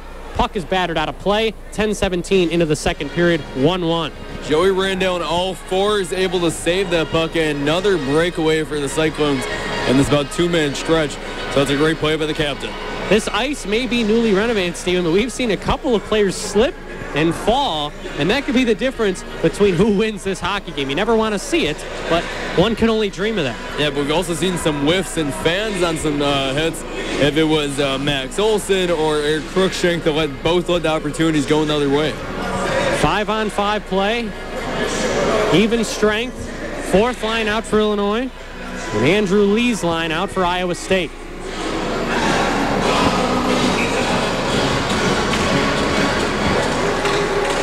And Novosel attempted to punch it through to Wicklund. Olsen pressured by the senior, and he'll spin back. Turnover. Here comes Evan Sabo firing one, and that one was blocked. Anthony Song with a nice active stick. Here's Brian Bandick along the far side. Fourth line, giving the Illini some well-needed momentum after allowing that shorthand goal. Here's Wicklund, left circle. His shot was knocked away to the end boards. Wicklund looking for Novosel. Soccering move there from Song. Now back for Olsen. Olsen sees a man on the near side. It's Andrew Lee. Lee with a pass out for number 18, Goggin. Hit his skate, and Illinois is going to ice the puck. 10 minutes and 56 seconds into this second period. It seems these teams now are a little bit too cautious to pinch in the offensive zone because they know how quick they are each on the rush. And Anthony Song right now is being a difference maker for Iowa State defense. Very active stick and staying with his man. Face off to the right of Heflin, won by Iowa State. Nice keep in from Paulson to diagonal one. Here's Nolan using the end boards. Here's Evan Sabo deking around a check, gains the line, has a man in. It's Neil Novosel. He fires, save made by Moser. No rebound allowed, but again, it's fourth line play from Illinois that's standing out and giving them some endurance for the top three lines. And that line only got about 5 minutes of playing time last night. For them to make any impact, to get 2 odd man rushes now on that shift, that's what you want to see from your bottom six.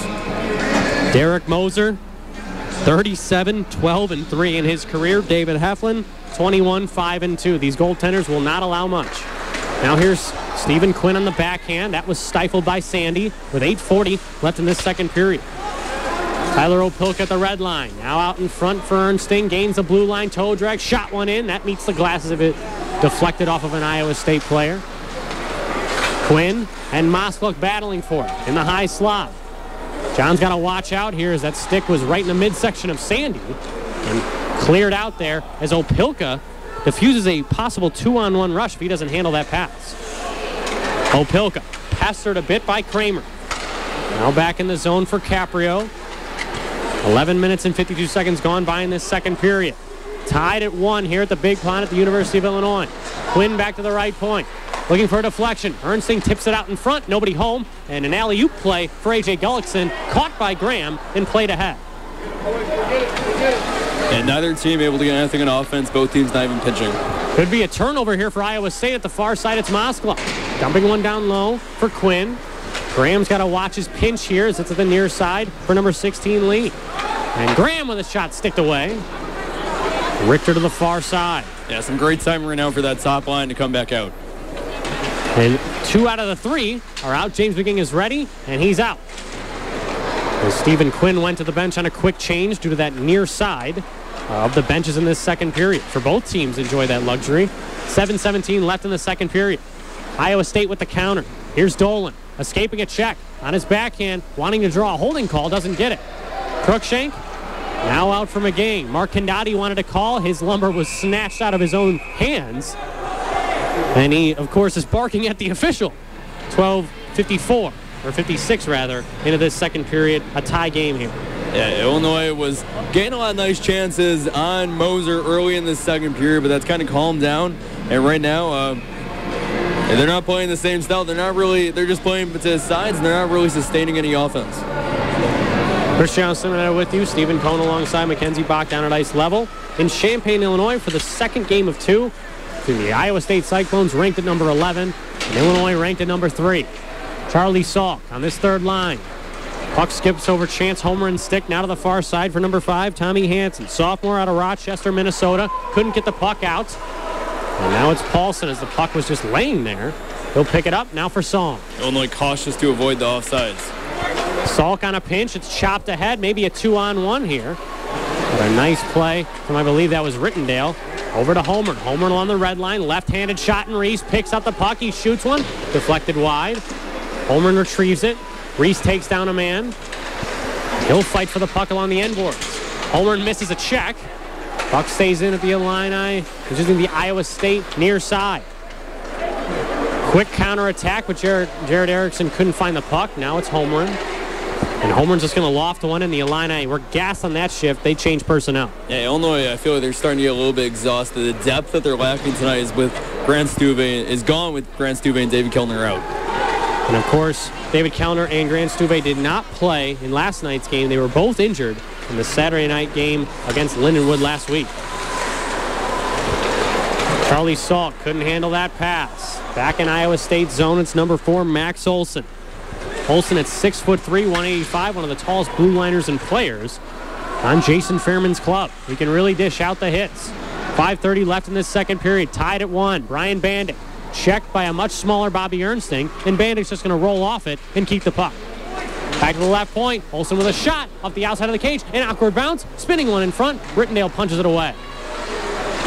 Nolan had the puck in his skates and lost it. Stephen Quinn battling for it. It's Bandick once more. 14:50 into the second period. Swiped at by Goggin. Behind the cage here, it's Rittendale. Rittendale, of course, played about 23 minutes in last night's game. Said that he relishes playing that high of minutes, but eventually the body is just going to break down. Yeah, and I feel we might be getting to that point. Their intermission in 5 minutes is going to be much needed, but Iowa State's shot selection not that great right now, which is helping the Illini. Along the near side in the Cyclone zone, Aaron Azevedo. Azevedo, nice diagonal pass for Uglum, the goal scorer earlier. He shoots one. That may have kissed the crossbar after it deflected off the shoulder of Heflin. And Uglum again. Now for Kramer. Top line for Iowa State been working now, looking for Azevedo, and the Illini were very fortunate that that puck misfired because Azevedo was wide open in the high slot. Yeah, Iowa State on offense, they're getting the sustained pressure, but just bad shot selection, bad passing. Speaking of bad passing and icing there from Iowa State, 15 minutes and 47 seconds into the second period, tied at 1 here in the Big Pond. And now we'll see once again if that top line. I know they're getting gassed at this point because McGing, Cruikshank, Richter, they played a lot of minutes in the third period yesterday. They played a lot together tonight. So it's a question of how much do they have left in the tank if they can get a goal. Here's McGing, backdoor play for Opilka, and he just missed that one. Backhanding one in front, and Cruikshank couldn't find it. Now here's Uglum over the red line, over the blue line, 2-on-2 for Iowa State. Back checking was Opilka. And Uglum with a slash at Richter's stick, keeps the puck in. Great pass from Kramer. Uglum right in front for Azevedo. He fires one wide. Kramer at the far side again. Rotates one down low in the cycle for Azevedo. Intercept there from Cruikshank. Has a man up the middle. It's James McGing through his legs. 1-on-1. Did he want a toe drag? He's in. Great stop by Moser. Oh, Anthony Song resembling a pylon as McGing skated right around him. Moser beats him, bails out his D-man. This is some great hockey, folks. 16:33 into the second. There are pockets of fans on their feet right now for James McGing. That was wild and a brilliant save by Moser with his glove to keep this 1-1 tie. That's what your goaltenders have to do, Steven. They've got to bail out the defensemen because the defensemen, of course, are the guys that keep the ship afloat in the defensive end. 3:24 left in the second period. Andrew Wicklund out on the ice right now at the far side. Nick Sandy meets him. Evan Sabo goes backhand to forehand. Hits Joe Nolan one-on-one. Nolan at the right circle. Moves in. Save made by Moser. They're trying to go high on him, Steven. But Moser's so solid and sound positionally that he doesn't give up any rebound. 3:12 left in the second. Yeah, and that's Nolan just trying to do it himself. He had a trailer coming, so maybe one more pass creates the opportunity, gets a misdirection on Moser. But yeah, he's very sound positionally just as a goalie overall. And you're not just getting goals taking it one-on-one. But the fourth line has been causing chances. Now Jack Graham at the right point looking for a lane. That missed. Comes to the left point for Condotti. Goes down low for Wicklund.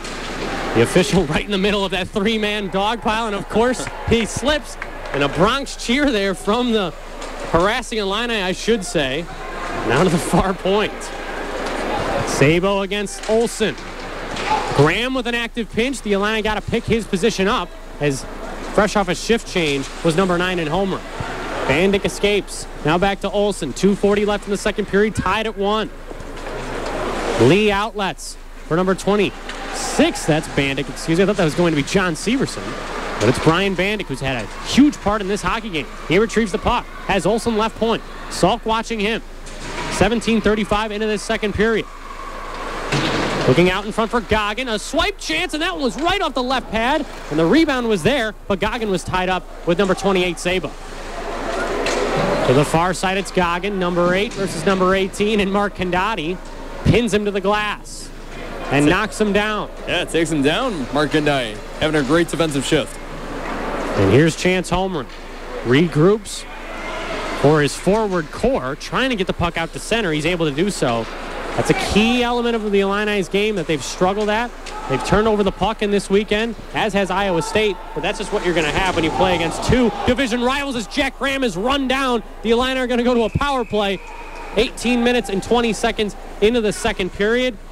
I think this is the third time that we've seen a defenseless player either pushed or targeted in this hockey game.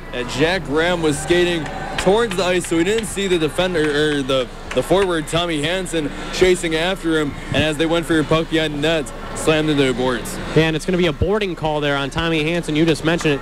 Crucial power play for Illinois. They couldn't score on that 5-minute major to Cody Ryder, who of course was ejected in the first period. All the guys out here for Illinois. Who do you think is going to cash in? Well, I like this. This is the power play line that Illinois usually goes with McGing, Ernsting, and Cruikshank. So you got our 3 top scorers right there for the Illini. And somehow that deflection off the draw, it was an insanely smart play from Azevedo. Gives Holmgren a stick tap as they both looked at each other and said, how did that happen? But it's a great clear from Iowa State to start the man advantage for Illinois. Holmgren gains a line, right circle, looking for a trailer in McGing and can't keep it in. McGing back for Opilka. Down to 75 seconds left. Here's Holmgren, right circle, fires in a glove, saved by Moser. So with Moser, you've got that glove on the right hand, and they're targeting that side, but he's been snatching up everything. And not even that, there's no second chance opportunities. And this is when someone like Grant Stuve would be so useful for the Illini because you got 4 great scorers plus Tower Opilka, but you need someone that can really pass. Cruikshank back for Opilka. Now McGing left circle.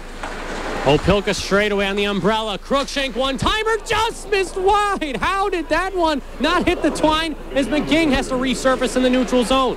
Waits for his men to tag up. Does so excellently. On the far side circle. Now in front for Holmgren. A chance from Bobby Ernsting. Knocks the water bottle off as that hit off the outside of the cage. I believe a couple of fans thought that one had went in. Ernsting far side. McGing wanted that one-timer, but it was too far in front. 38 seconds left in the second period. 57 seconds left on the 5-on-4. Ernsting filters in down low, leaves it for Holmgren. Backdoor play. Cruikshank's open, looking for a deflection. Saved made by Moser. It's in the crease. They whack at it. And Cruikshank with another chance, and he can't believe that one didn't enter the twine. Yeah, I feel like this is when Eric Cruikshank starts to get frustrated because he's going on his 4th game right now where he hasn't scored in CSCHL play. And right now he's still standing on the ice as they want to go for a change. Frustrated with right now his inability to score. And you hope that doesn't transfer and transform into a discipline problem, which McGing and Cruikshank have been terrific at staying out of the box. But when times are tough, You never know when instincts kick in. 23 seconds left in the second period. Reese is held down by Song. Uglum clears it. One last rush for the Illini on this power play. Heflin leaves it for Joe Nolan. 10 ticks left on the clock. One last rush. And that pass is going to go all the way down. If Anthony Song hits the hash marks, he does. 2.3 seconds left in the second. An interesting decision here for Jason Fairman. He could pull Derek Moser for that extra attacker, but you never want to take a chance. I mean, I don't know how 2.3 seconds wouldn't be enough, but he'll stay in. It'll be a 4-on-5 chance for Iowa State. And Illinois will still have 20 seconds at the start of the third period with that power play. Yeah, Azevedo just wants to shoot this off the draw, leaving it for Uglum, and that's going to do it. 2 minutes of play gone by. 1-1 our score. You asked me off the air what I thought the score was going to be. I said 3-1. Well, I knew Iowa State was going to get on the board. Tony Uglum, a blistering shorthanded goal, one-on-one against Heflin. Not a lot of goaltenders are going to stop that one. We're going to send it down to ice level. Mackenzie Bach is with Joey Caprio. Thank you, Cristiano. I'm here with senior defenseman Joey Caprio. Joey, this Iowa State team has been both fast and aggressive, but you guys have been doing a great job generating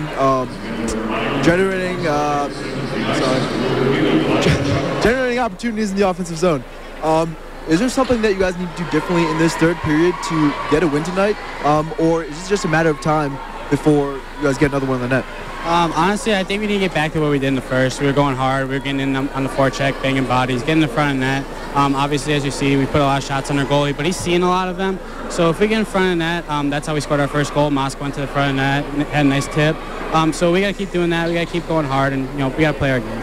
Speaking about going hard, they've been really aggressive, like I mentioned earlier. I believe it was 2 boarding penalties that Iowa State has. Is this getting to your heads at all? No, I mean, regardless, it's a CSCHL game. Every game's gonna be hard, physical. You just gotta stay even keel. You gotta keep calm. You gotta stay cool, calm and collective, and you just gotta play your game at the end of the day. Absolutely. Now I'm gonna take you back to the first period. 4:23 left in the period. You're at the top of the key. Shot it towards the net. Got a deflection from John Moskluck. What was going through your head at that moment? Honestly, it was a great tip by Mosk. I thought it was a great play. And it's something we needed. That we got the fans involved early, and that's what we needed. We need to get the first goal. We haven't been scoring the first goal lately. But that's also something we talked about, getting in the dirty areas, going hard and getting in front of the net. Absolutely. Thank you very much. Appreciate it. Thank you, Mackenzie Bach. Thank you, Joey Caprio. Relieved, as anyone could be, with that primary assist on the opening goal, but he definitely is one of the guys that wants to get this next one. Iowa State is in that same boat. Tie game through 40 minutes. Could you ask for anything better? I don't know. I think we're in for a fantastic third period. If it's going to be Joey Caprio or Eric Cruikshanker, James McGinn on the scoreboard, someone's going to step up and make a difference for Illinois, and we'll see who that is in the third period. Tony Uglum's shorthanded goal in the second period knotted the game up for Iowa State. It's 1-1 through 40. We're going to get to the second period intermission report. Just a couple of minutes. This has been Illini Hockey, presented by WPGU 1071. WPGU 1071. WPGU 1071, Urbana-Champaign. The WPGU forecast brought to you by McDonald's. Cloudy skies, widespread frost, our overnight low will drop down into the upper 20s. Frosty start to our Sunday, then sunny skies are high in the upper 40s.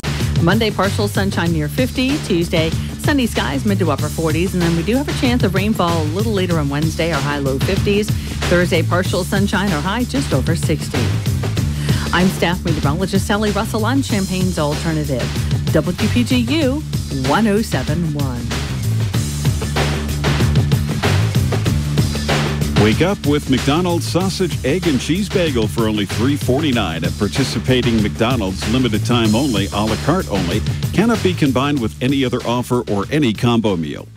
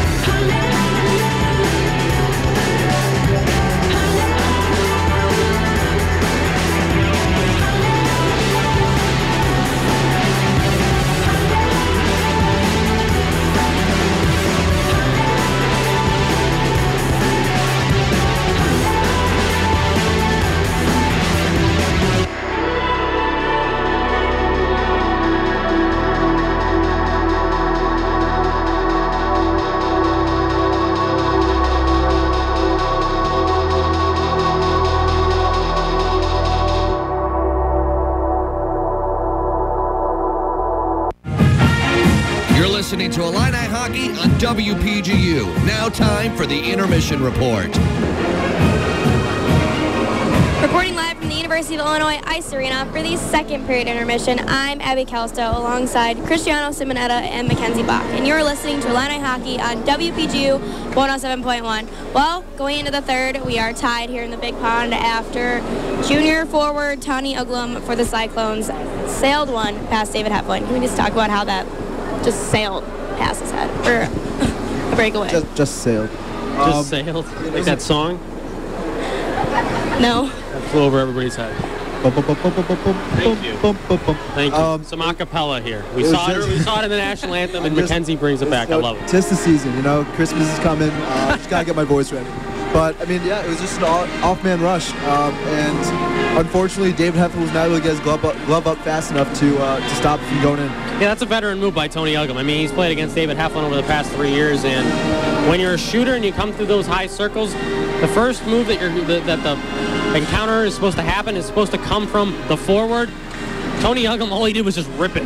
There was no ifs, ands, or buts about it. There was no theatrics. All he did was he picked a spot and executed. Heflin's glove, like you mentioned, it was a little low. It's tougher for a goaltender to go from low to high than high to low. It was low there, not quick enough for the blistering wrist shot of Tony Uglum to tie this game up for 1. We saw the exact opposite on the opposite side of the ice when it came down to Moser and Joe Nolan. When Joe Nolan got his little breakaway, it wasn't as absolute as the first breakaway, but the second breakaway, but he was on the inside, and he was able to block that, which is what David Heflin came out way too far and wasn't able to get that shot that flew over his head. Yeah, it's two different styles of goaltending. When you have a smaller goalie like Derek Moser, you want to stay strong laterally, and you mentioned Joe Nolan's chance, but also James McGing absolutely walking Anthony Song. Moser just tracked it very well. He knows McGing's going to go to his backhand, and he stays square to the shot. Heflin, too far outside his crease, maybe not expecting that shot there from Uglum, but Moser's just been fantastic and is keeping Iowa State in this game because the Cyclones haven't had too much offensive chances at even strength. I think we're going to start seeing a lot more frustration, as we already kind of saw Eric Cruikshank come out and take a whale at the boards, and that's going to be coming out a lot more, and things are going to get a lot more scruffy. Oh, I think absolutely. It's a CSCHL game. Tensions are high. Mistakes are magnified. So when Cruikshank is unable to score, Stephen Cohn mentioned it in that second period, this is going on 4 games here against division opponents that Eric Cruikshank has not been able to cash in. He is their guy to score, led this team in goals for the past 2 seasons, and when he can't finish, there's no wonder that he's frustrated. And of course, trying to put a hole through that plexiglass here. I don't think campus recreation would certainly like that after newly renovating this entire arena. Absolutely. You can see as the seniors all kind of start to get more angry that they're not able to score. Joey Caprio gets his first assist in, in months that he's been able to get on the puck and get towards the... Oh, he was so excited to talk about that over the intermission. But what it does give us a chance is people who normally score, if they can't score, the fourth line has really been stepping up, and have you guys seen that as well? Oh, I loved it. And I talked to Neil Novosel before the game, and he says that they want more ice time. They only got 5 minutes in that Friday night's game, but he understands when Nick Fabrini, especially they were losing that entire game against Iowa State, you're probably not going to see too much of the fourth line forwards. You're not going to see too much of Jack Graham and Mark Condotti. But in a game like this, any line has a chance to score, and the fourth line hasn't been a liability tonight. They've been strong, they've been aggressive, they've been physical, and I think that's what the Illini have been lacking over the past 2 nights. Absolutely, I completely agree, because you can see that the first, second, and third line have been switching around players, and that's when there's been people not catching each other's passes. Is that what you agree on, Mackenzie? Absolutely, absolutely. I mean, you see Evan Sabo and John Moskaluk working so well together. And I know John Moskaluk, he's not a fourth liner, he's a defender, but at the same time, I mean, that's a freshman pairing right there. And the fourth liner is made up of primarily freshmen. So, like you were saying, Cristiano, not a liability, but if anything, a strength. And I think that just adds to more depth in this hockey club, and that's how you win ACHA national championships. Nick Fabrini, he was a third-line forward. He'd put in 20 goals a season. When you have your offense firing on all those cylinders, when you have guys producing, playing well through all 3 zones, your head coach is going to be happy. Fabrini's got to be happy with that trio of Novosel as well, leading the way with Andrew Wicklund. When as we've seen playing teams that are not as good as us. When you saw as Illinois State, fourth line did come up, and they showed that they had talent. Neil Novosel scored. Like, they have this talent, but they just need the minutes. but we can't give them the minutes when they aren't always capitalizing. But I think that if they keep coming out and using every minute that they have, every second that they have, and showing off what they have, they're going to get more and more time and more opportunity. And you just alluded to that. It's tough as a bottom six kind of guy. You got to accept your role and execute. And I think that there's no discrepancy here. There's no quarreling between Novosel, Wickland, Sabo, Rick Hatton. They want to win. The entire team wants to win. When you have that cohesive unit of 23 guys in your dressing room, you're going to be successful. It doesn't matter how many times or how much shifts that you get. If there's a banner being raised at the end of the year, it's a successful season. That's exactly what you want. Unselfish and just guys that love each other, love playing the game of hockey. Right, and honestly, the fourth line, they're the most stable unit. I think it's the same guys, that, for the most part, that play on that line, so they have the chemistry. And when we play against harder teams and some of the guys in the top line start to fall out, they still stay in the same grouping. So that chemistry that the other lines are kind of lacking right now when they aren't catching each other's passes, that's still there for the fourth line. So we can rely on them for that. Yeah, you hit the nail on the head there. Cohesion and ability to have that familiarity is what the fourth line is blessed with, because Novosel and Sabo have played together this entire season, Wickland filtering in too. So you look at that top line with Richter, McGing, and Cruikshank, something we haven't seen all season long. You can expect some lapses. You can expect some miscommunication, especially when you have difference makers like McGing and Cruikshank on the same line. Absolutely. You talk about cohesion. That's something that we've been talking about all year from week one, with the freshmen on this team, the rookies, having such phenomenal chemistry for their first year here. And it's beautiful. Yeah, they're not acting like freshmen, Mackenzie. And John Moskowitz, of course, he's a sophomore year in school, freshman here at the program. One of the biggest goals he's ever scored, definitely surpassing his first effort against Michigan State, because this game is so important to the Illini season moving forward. Absolutely, and you see that kind of putting James McGee and Eric Cruikshank loads up that first line, just like when Patrick Kane and Jonathan Toews used to play together, but then 5-6 years later, throwing them back on the line together, they don't have the same chemistry that they had years past because they've been playing on different lines for this whole time. So when you put them together, you can't really expect them to get everything right off the bat, because they need that time to come back together and see what the others learned on the other line with the other people. But anyways, with the last couple minutes that we have left, who's going to score? Who's going to win this game for us? Mackenzie, you could start. I'm just going to say Joey Caprio. You know, I love the guy. This guy deserves it. I saw the gleam in his eyes when he was just talking about his assist alone. I mean, the guy deserves it. He's putting the puck exactly where it needs to be. I think it's just a matter of time. I'll counter you in saying Aaron Azevedo, number 17 in yellow and red, will score for Iowa State. He's been buzzing all night. He's had some chances. Heflin's been stopping him. Something's got to give in this last period of regulation, or we'll see overtime. So that's always a possibility here. Hasn't been seen 3-on-3 style at this very rink this year. The Illini certainly want to come out with a regulation win tonight, though. I'm going to continue on with my rookie ideas. I think John Moskowitz is going to score another goal with how he's coming out tonight, playing in the paint just like I like to see. Just a lot of Andrew Shaw moves, as I think he's going to get another goal tonight. Well, thank you both very much for your insight. I'm Abby Calso alongside Cristiano Simonetta and Mackenzie Bach. Cristiano and Eric and Mackenzie will have to go in just a few moments. This has been your Illini Hockey Intermission Report from the University of Illinois Ice Arena. The third period puck drop is coming up next. Some claim the past is behind them. We say it belongs to us. We stand on the shoulders of giants. We will always fight. We will always be the Fighting Illini. Hail to the Orange. Join the Fighting Illini as they battle Indiana on Saturday, November 11th. Call 1-866-ILLINI-1 or visit fightingillini.com today.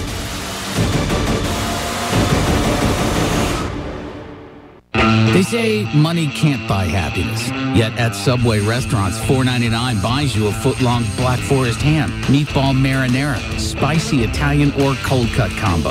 $4.99 can also buy you one of these as a 6-inch sub, plus chips and a 21-ounce fountain drink. Guess what? That's happiness, and I'm buying it. $4.99 faves every day, only at Subway restaurants. At participating restaurants, additional charge for extras plus applicable tax. No additional discounts or coupons may be applied. You're listening to Illini Hockey on WPGU 107.1.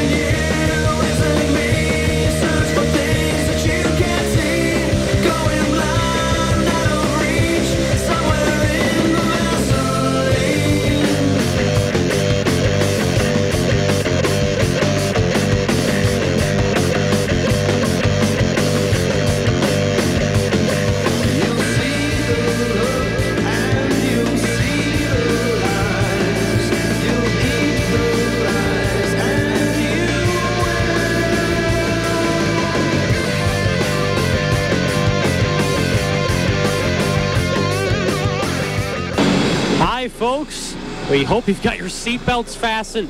Christian Semena with you right now. Stephen Cohn alongside Mackenzie Bach down at ice level. 1-1 through 40 minutes between the University of Illinois Fighting Illini and the number 11 Iowa State Cyclones, CSCHL rivals. Stephen, it's been a different game for Illinois in many facets. Number one on the scoreboard, but number two on the ice. What have they been doing better tonight than what we saw from last night in a 3-1 regulation loss against the Cyclones? Well, the first thing is that they scored first, so they actually got on the board in this game before Iowa State did, and that kept them in the game. Just I feel like mentally and emotionally, just that they knew they still had a chance against the goalie like Moser. Now, the other thing that Illini have done is they successfully cleared the puck tonight. Not just clearing it though, but actually setting up some kind of sustained offense, getting pucks to the middle of the ice to the low slot, creating some traffic for Moser, and getting some higher quality shots. The Illini will have 20 seconds of power play time before number 5 Tommy Hansen exits. He's given a boarding call, and Illinois wins the draw to start this third period. It's Joe Nolan. And that'll take away essentially the power play, about a 10-second rush. So basically just get in, get the line, send it back to the point, and rip one. Rittendale goes down low for Cruikshank. 3 seconds left in the power play. Cruikshank attempted to throw it around, and McGing will just intentionally put it offside. And that's a great call from the official. Going intentionally offsides means that the faceoff is going to come all the way back in your own end, despite where you committed the infraction. Yeah. The Illini were trying to just get back to the point, but got stuck behind the net in that 10 seconds for the power play. This is a crucial face-off here. A spin around try, right pad save by Heflin. Tony Uglum with a chance for his second one of the game. And now Holmgren ties up a man. Puck is vacant in the left circle. Azevedo with a chance in front. He was unable to corral that miscue. Out in front, Holmgren with a stick on it, as well as Uglum. We'll call Tony Uglum's name, whether it's in regulation tonight or if this game extends to overtime. Number 7 in yellow and red has been dynamite. Iowa State getting a lot of action in the center of the ice. Here's McGing on sides, high circles, moving in, shooting one. That one went against the grain and missed everything. James McGing, he wants to be a difference maker.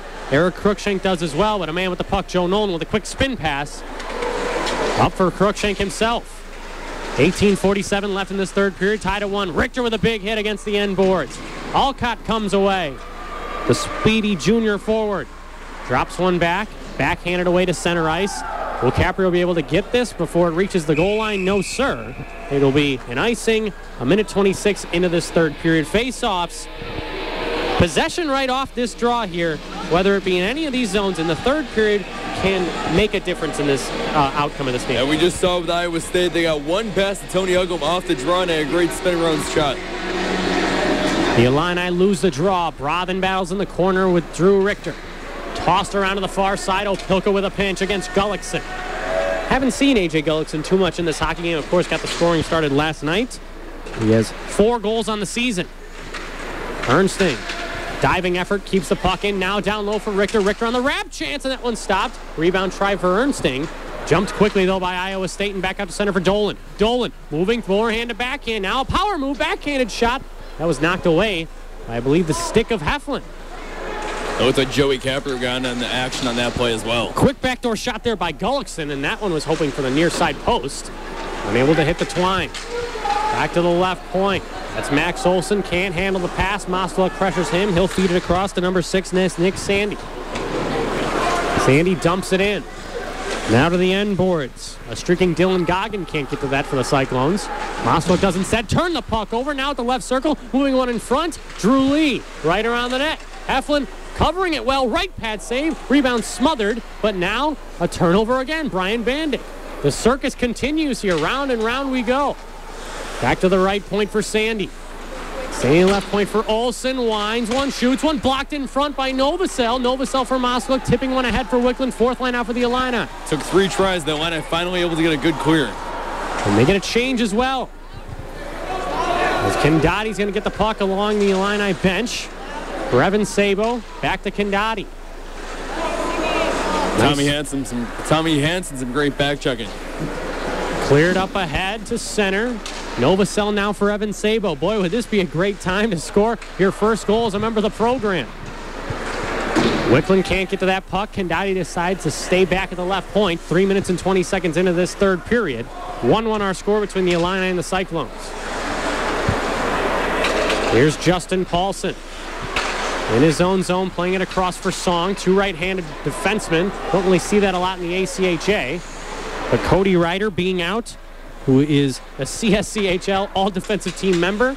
Jason Fairman's got to shuffle up the lines after Ryder was ejected in the first period for a hit on Quinn. And that line has some great pressure right now in the neutral zone.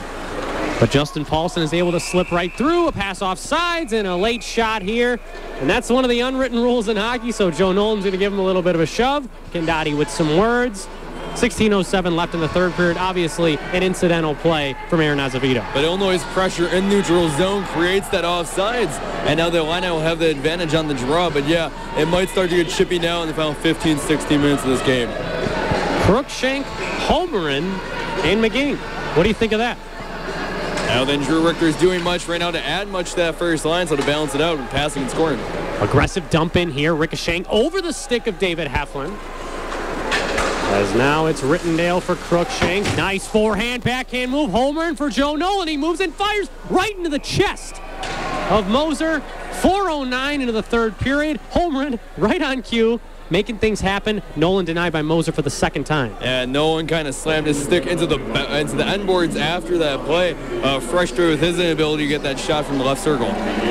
Crookshank wanting to thread it through to McGing off that draw, cleared out to the left point, and this could be a chance here at the right circle for Tony Uglum. Uglum deking in, nice play by Rittendale, and I believe it's going to be a penalty. Maybe he stuck his leg out. Illinois is going to go to the penalty kill here. 4:21 into the third period. It will be a kneeing minor as Uglum tried to cut to the middle. I thought Joey Rittendale used a stick right there. That looked pretty clean to me. And he kept his feet planted. Nonetheless, Uglum with a great play to even cause the collision, and he gets Rittendale in the sin bin. Iowa State, this is a big moment in this But Uglum, a prolific scorer for his Iowa State team. Don't want to give him a one-on-one against Heflin, so a good penalty to take by Joey Rittendale, if anything, to stop the breakaway. Big face-off win. Now here's James McGing one-on-one. Get your cameras out. He moves in on Olsen, firing one, and Olsen with a nice play. And that redirects up into the protective netting. 8 seconds gone by on the Iowa State minor. The aggressive play by James McGing. He knows he has the stick handling ability to take it by himself and just not able to capitalize.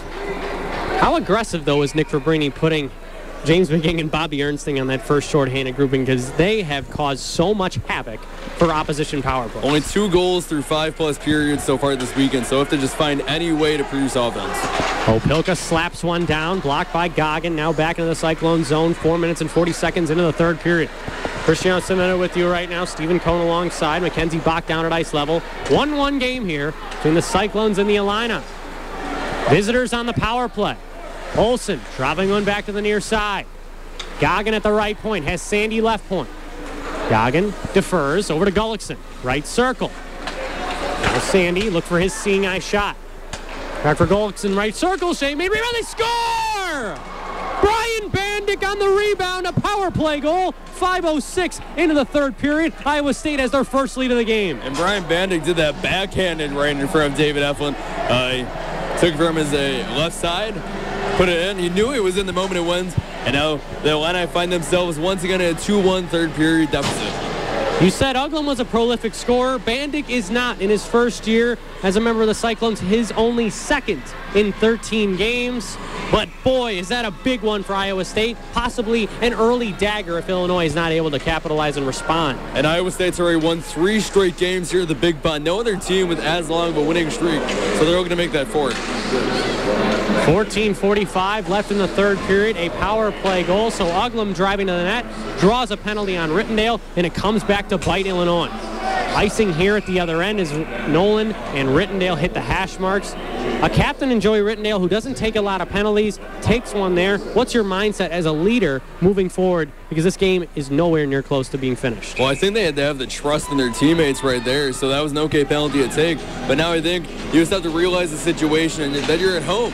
So just play to your strengths. And now here's Brother on the near side. Escape from Wicklund.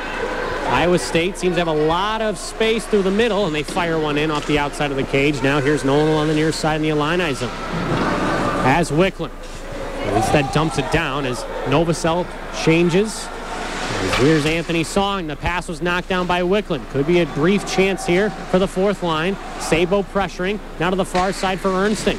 Ernsting gives his man a bump. It's Brothen again. Ernsting keeps the puck. Pressured by 3 Cyclones. And it's a scramble for it. No clear victor here. Now it's Sabo on the tape of Ernsting. Ernsting to the right point. Now for Rittendale. Throws it in intentionally wide for Mosluk. Mosluk back for Rittendale. Quick pass over to Joe Nolan on his tape. Fakes around a man. Nolan's got some space moving in. Deflected just wide by Ernsting. 13:40 left in the third period. Ernsting reverses it for Moskala. The man who is the only goal for Illinois tonight has the puck along the far side, takes down a man. Richter spinning off a check. Now here's John. John wrapping around. Large frame. Stops on a dime. Spinning one out in front, but no receiver. And that puck's going to go out to center ice. Almost looks like the Illini have an extra attacker right now in the ice. Some great passing. Iowa State certainly backing in as this is Nolan dangling through. Gains the blue line now on the near side from McGing. Punches one in. Iowa State takes it back. Excuse me, that was Mosla. Could be a 2-on-1. Here's Uglum moving to the left circle. Now for Goggin. He broke his twig. Could this be a chance for Illinois? It's Cruikshank 1-on-2. Has Richter out in front, and that pass just went through his skates as the similarity of an alley-oop play. But now here's McGing. Puck hopped over his stick. Follow the bouncing puck. Now it's back in the Illini zone. Really nice recognition by Cruikshank at the left point to be able to stay there and wait for his man Drew Richter to go towards the net. Tyler Opilka now for Joey Caprio. Leaves one in for Olsen. Down to 12.5 minutes to go in this third period. Brian Bandick's power play marker separates us from a 1-1 tie, and it happened just a couple of minutes ago. Caprio cut the puck in. Now here's Holman, wides and fires, and that one is smothered by Moser. 7 minutes and 42 seconds into the third period. That's the chances that you want to have, funneling pucks on net and hoping you get second chances. Yeah, I just feel like, I know Joey Caprio mentioned in that second period interview with Mackenzie down ice level that they were getting a lot of shots tonight. I didn't really feel that in the second period. I feel right now in this third, the last 3-4 minutes, that's where the Illini are really peppering Iowa State. Holmgren on the draw, beaten by Goggin.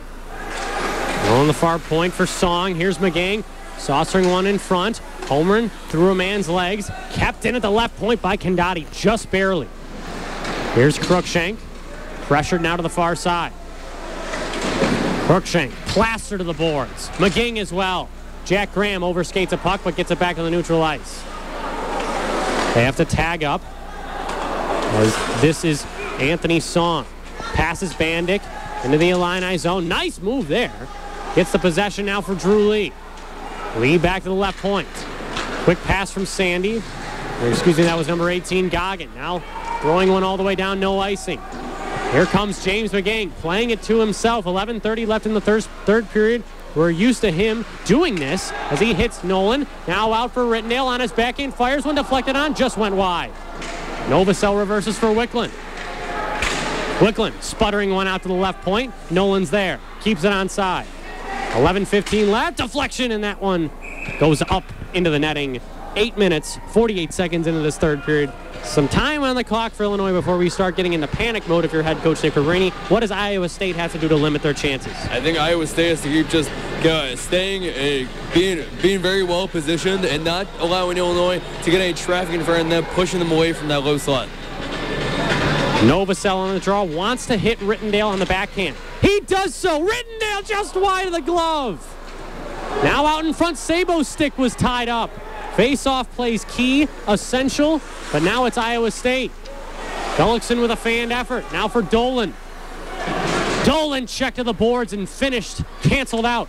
Now here's Nolan on the counter. Joey Rittendale, 2 defensemen leading the rush. Wickland is just a bit offsides. Rittendale, in disgust, flips it into the netting.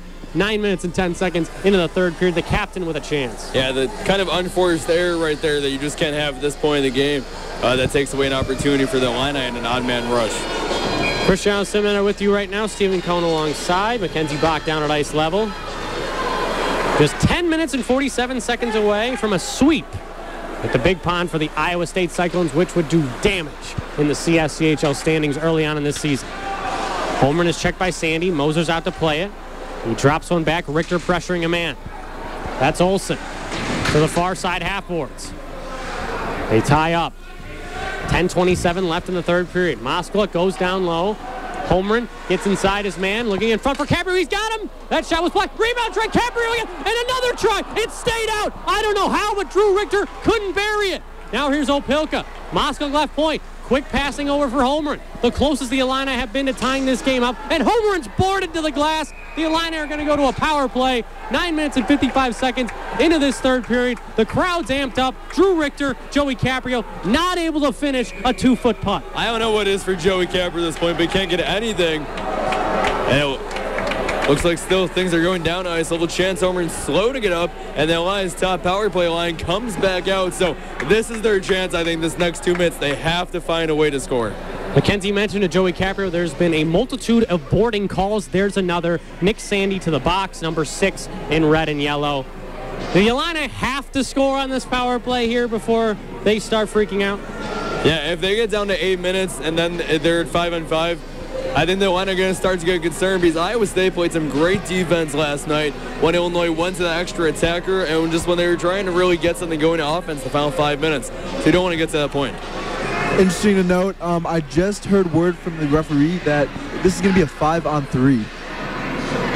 Well, thank you, Mackenzie. I believe that the referee's talking to a adamant Jason Fairman. I wonder what the second minor would be. There's only one player in the penalty box right now.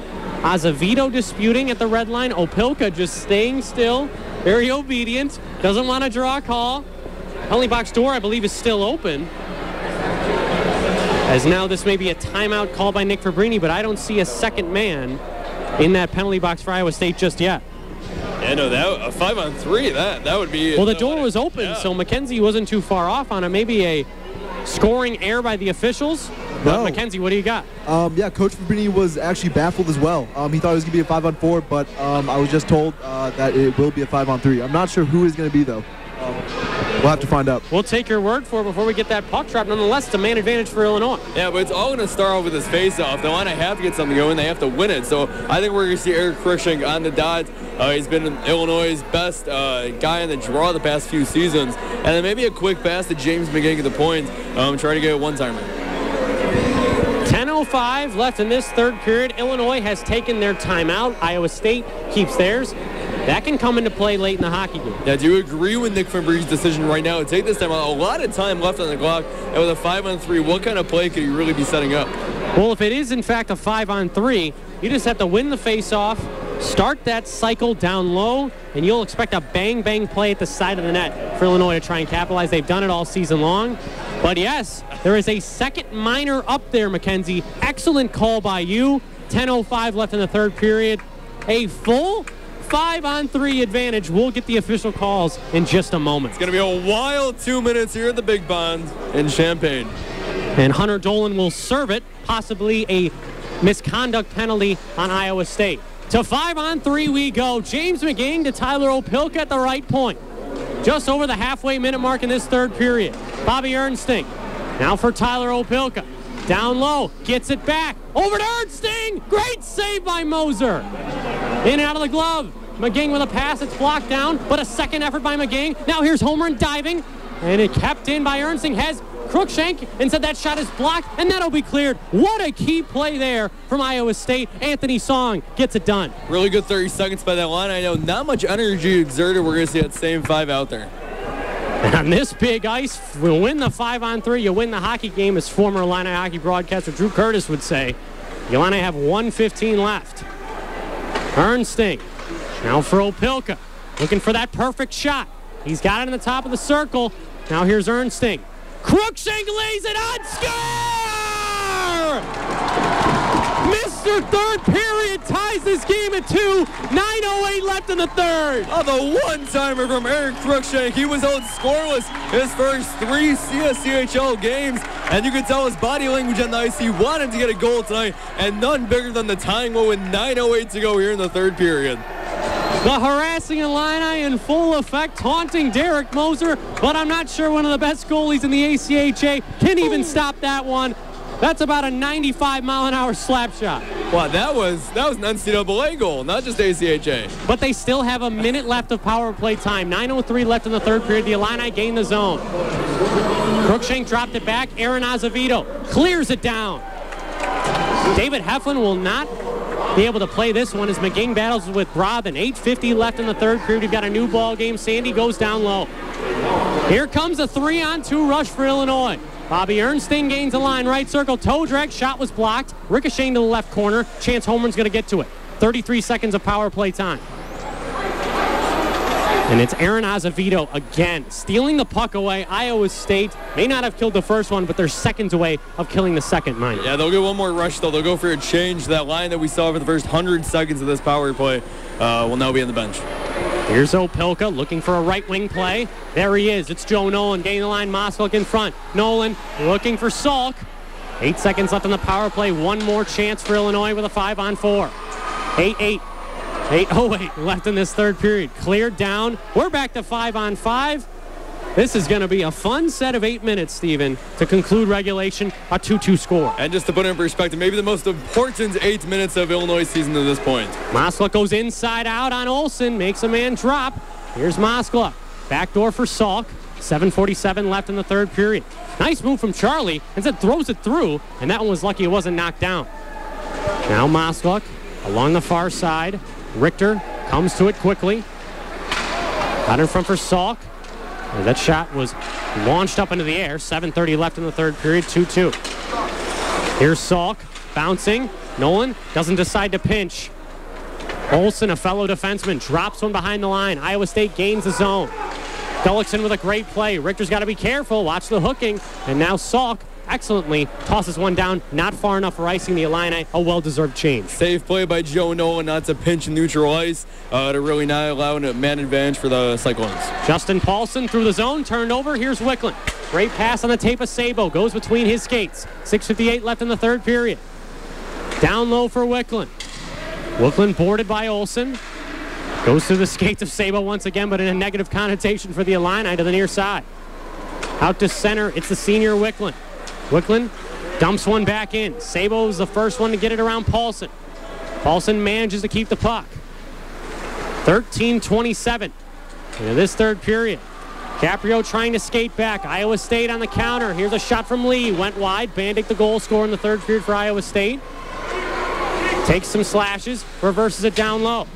Lee spinning off a Novacell. Turnover there by Opilka. That could have been dangerous, but now it's on again, number 22, the alternate captain for the Illinois, with some speed. Opilka over the red line. Gets it in for Wicklund. Wicklund shoulders a man. Opilka's got it. Trying to go toe drag through those legs of a man. Now Wicklund at the side of the net, whacking for it. Cruikshank fresh on a shift change. He's got some energy. The Cyclones are winded here. Shot from Cruikshank wide. Wicklund lifts the stick. The puck almost skittered into the high slot for Bobby Ernsting. Who's got the puck right now? Ernsting. Begging the Cyclones to come after him. He makes a man miss. Here's Joe Nolan, left point, looking for a man in front. It's Ernsting again, and the puck fumbled. He'll go back to center ice, so no real threat for the Cyclones to counter. Great play by Ernsting as Nolan took 3 strides up in front and tried to get a shot. 5:28 left in the third period. McGing pestered by a pair of Cyclones along the near side. Dumped out to center, and Jason Fairman, knowing that his team gives up that tying goal, they've been all defensive so far in the past 5 minutes. Yeah, I think they know guys like Eric Cruikshank, James McGing right now feeling that scoring vibe, and they don't want to. They're playing more conservative than anything, playing for points. Right, you are. Right, playing for points in the CSCHL is so very important, because it, of course, determines the seeding of the CSCHL tournament, but also it's ACHA play. It'll affect the rankings if the Illini win in regulation here or lose in regulation for both these teams in the top 12. And the game quickly goes off sides. 15-17 into the third period. 2-2 our score. Yeah, and I think right now Iowa State would be more than happy to not come away with maybe a sweep, but at least an overtime or shootout loss, come away with something, just because they are on the road right now at a top 5 team in their own division, and to get points in both games would be huge for them. Holmgren at neutral ice on the draw against number 8 Erickson. He won it. Now here's Nolan gaining the blue line. Toe drags inside out. Had it poked away from him momentarily. He shoots one that was blocked. This could be a chance for Iowa State through the middle. It's Erickson. Erickson, nice dish play on the stick of Hansen. He couldn't handle it, and he also couldn't stay on side. A whistle, a stoppage, 15:33 into the third. Yeah, it's a question of how long do you go now without McGee and Cruikshank on the ice once again, because I know you want to stay in for overtime, because those are guys that in 3-on-3 I feel could be the guys to score, although Illinois got a lot of great scores. But how long do you go without them on the ice? Got to get them out there in the next 60 seconds, Stephen. They've had enough rest. This is, like you said, playing for points. As Joey Caprio has the puck in the Illini zone. Richter, great pass on the tape of Holmgren. He reached for it. That's should have been an offsides play. Instead, they let it go. Richter with some speed to the outside. Look at the wheel and deal from Richter out in front for Holmgren, and that puck was knocked away. 2-on-3 for Iowa State. They lay it up ahead. Caprio cuts it off. Reverses it for Opilka. 4:04 left in the third period. Nice tip play for Holmgren. Holmgren going wide. On the far side, half boards, Opilka. Has Caprio left point. Shoots it deflected on score! Caprio with the shot. It might have been Richter in front. 16:08 into the third. Illinois regains the lead. Joey Caprio never needs to score again from the moment he crossed the blue line. He put his stick in the ground. He was calling for that shot. Took from the left point. Drew Richter with a great redirect. And they've scored 2 goals now in the past 7 minutes. Joey Caprio, we talk about his ability to hold on to the puck and get that best shot. He had a one-time effort, didn't take it, instead shot it diagonal, redirected, I believe, off of Drew Richter, judging off his reaction. Number 10 in orange and gray. Unbelievable effort, his 6th goal of the season. It was 2-1, and then there was a net goal. And that'll be exactly the call. 3:40 left in regulation. Illinois up by 1. A lot of hockey to play, though, as this is Goggin for Iowa State. Now back to the left point, it's Sandy. Sandy's pressured. Now it's Ernsting using the glass. Goes down, no icing. It was within 60 seconds that top line got back out there, but it was just after the goal was scored. 3:19 left in the third period. Drew Richter's deflection goal. Joey Caprio with 2 assists have sprung the Illini to a 1-goal cushion late in the third period. Jason Fairman has to watch the clock, as does Derek Moser, before we get to 6-on-5 empty net territory. Here's Joe Nolan skating out with it. Nice speed for Neil Novosel. The trust of Nick Fabrini to put out the fourth line, who deserves it after last night's affair. Yeah, well, they've been working on their passing and chemistry before the game last night. And I feel like they've earned that time now in this critical minute. Nice move by Joe Nolan, looking for a power move, and he scored it just wide. Now to the right point, it's Rittendale coming on in, pinching. The Illini are able to change. McGinn comes off. Wicklund comes on. Novosel has broken his, not Novosel, Rittendale. The other way, it's Uglum. Right circle, shoulder save by Heflin, and a beauty. Down to 2.5 to go in this third period. Maybe a 3-on-2 rush for the fourth line. Sabo was gassed. It's Homer breaking through the middle. The senior Wicklund poked away beautifully there by Anthony Song, who's been the Iowa State Cyclones' best defenseman. Here's Joey Caprio, hasn't scored all year, fires one block down in front, I believe inadvertently by Wicklund. Down to 120 seconds left in this game. Along the far circle, firing one off the outside of the cage. It's Uglum. Has 2 defensemen at the top of the point as options. It's Brodin. Tosses one in, glove down by Severson. Severson along the goal line, dancing to the half boards. Down to 147. Uglum with it. Illinois not pinching on anything right now in defense. Very conservative. Nick Sandy, look out. Shot is blocked going upwards, and that one waved at by Heflin. As that was not a real chance for Iowa State. They can't get the puck out, though. Here's a chance. Erickson fires. Score! Tie game! It's Jared Erickson. 90 seconds left. We're tied at 3.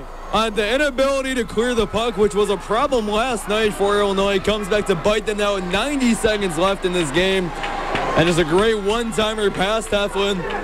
A little elevation's all it took. Now we're at a 3-3 game. His first career ACHA goal, and Jared Erickson ties this game up at 18:30. This is phenomenal hockey from both teams. The look on the Illinois bench after that, the look at the 2 benches, was so different. It was so drastically different. Illinois deflated after that. We'll see how they respond. Now got to get through the next 90 seconds to come away with something in tonight's game. Cruikshank on the draw. He won it to McGinn. McGinn pressuring. Nick Sandy with that nice dish as McGinn is tossed slow to his skates. 80 seconds left in regulation. Long stretch pass off the glove. Nolan will skate over the blue line. Left circle. Firing one off the shaft of the stick of Moser. Off at the zone faceoff for Illinois. There's a lot of Iowa State fans in here, Stephen, and they haven't erupted as loud as they have until that goal scored by Jared Erickson. That was a wild shot, and Illinois they couldn't clear it. Joe Nolan was trying to clear it himself almost. One bad pass, and Iowa State kept it in their own zone going the other way. I don't care if you're an Iowa State fan or an Illinois fan. This is just spectacular hockey from two teams that love to hate each other. Nolan. Now for Rittendale at the far side. 60 seconds left in regulation. He dumps it in. Anthony Song will get to it and be bumped by the senior captain. Along the end boards now. Cleared to the left point. Nolan decides to stay back.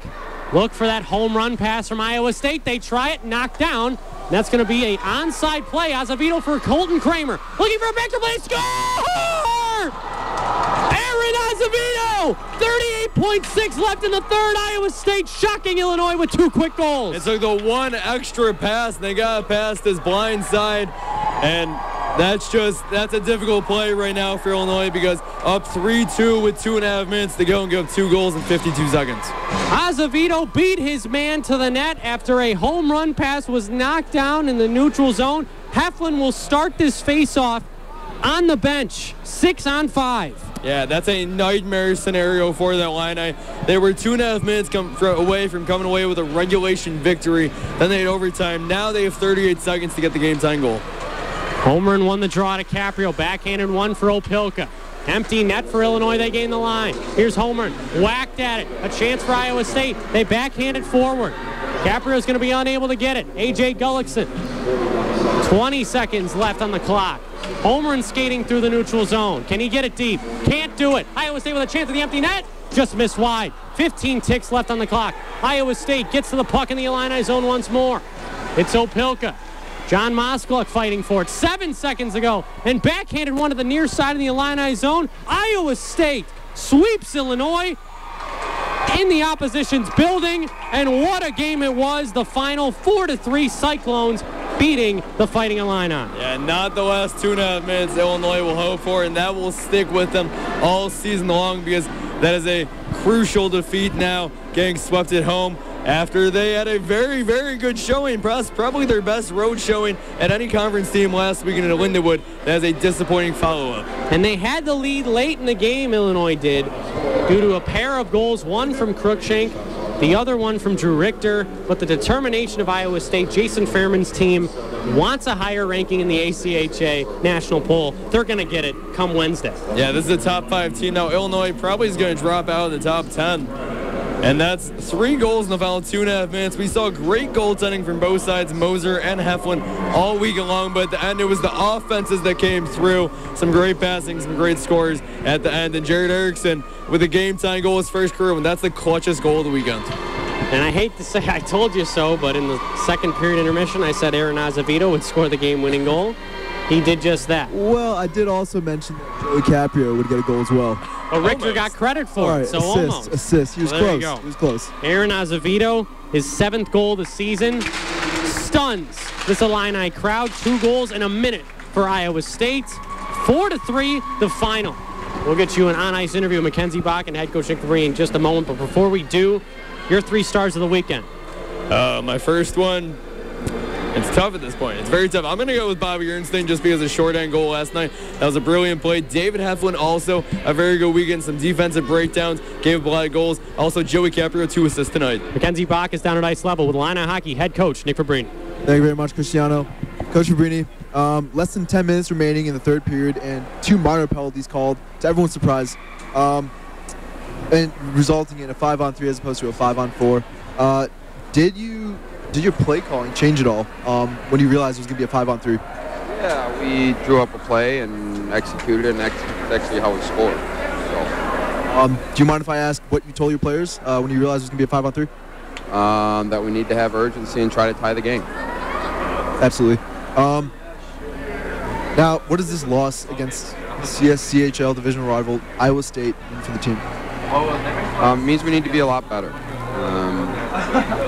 Personally, I don't think we should lose any games at home. You have to give them credit. They played well yesterday and battled back today. But we need to be better. Last question. 2 minutes left in the period. You guys had the lead. What went wrong? We turned the puck over to the middle of the ice with a minute and a half left. And then late in the game, we had a guy bat a puck out of the air with a high stick and give them a 2-on-2 rush, and they made a nice play and scored. We just got to be better. Not good enough. Absolutely. Sorry for the loss. Thank you very much. Thank you, Mackenzie Brock. Thank you, head coach Nick Fabrini. Disgruntled, upset. That's how they should be, though. Iowa State with a phenomenal effort. 2 goals in a minute. Mackenzie said 2.5 minutes left. You have the lead. A minute and a half, you have the lead. Jared Erickson beats David Heflin, and the wind is taken out of the Illini sails. You could sense Iowa State was going to get the next chance. Yeah, that has to be a wake-up call for Illinois now after 2 straight losses in regulation. This Iowa State team, you never want to have to pull your goalie at home and have to do it 2 straight days. Not a good situation for the Illini. And with Ohio coming in next weekend, another top 10 CSCHL team, that's just going to spell more trouble. Illinois is going to have to make a lot of adjustments on both sides of the puck this upcoming week. And this upcoming week will be concluded by a weekend series against Ohio University. It's Dad's weekend. Ohio, a fantastic team of their own right in the CSCHL. They dominated Davenport, who's ranked at number 14. How do you expect them to fare after this loss? And, of course, there's a whole week until they have to play to Ohio, but what will stay in their head the most? Well, I think first they have to realize that they did go on the road to Lindenwood, and they're a fantastic team. They took 1 in regulation. They lost in shootouts. They got points both games. They know they're a good team. They were able to stay with Iowa State both nights. Only lost by 2 last night. Should have been 1, but it was the late empty net goal. And then tonight they lost by 1 as well because of a goal with 38 seconds left. So I think Illinois has to realize they're a very good team. It's just about those little details that they have to finish, and it's going to all come down to those unforced errors like turnovers. And if they can fix those, I think that's what should stick in their head because they have to realize they have to be able to clear the puck. All right, thank you, Stephen Cohn, for your constant insight throughout this entire weekend. Mackenzie Bach, we thank you as well down at ice level, providing great coverage. Abby Kelstow. For Nick at WPGU, Theo at WPGU, thank you so much for doing the engineering crew, the great crew that keep us running. The Illini dropped this one to Iowa State. They are swept by the Cyclones. We'll see you next Friday. The Bobcats come to town. This has been Illini Hockey presented by WPGU 1071. WPGU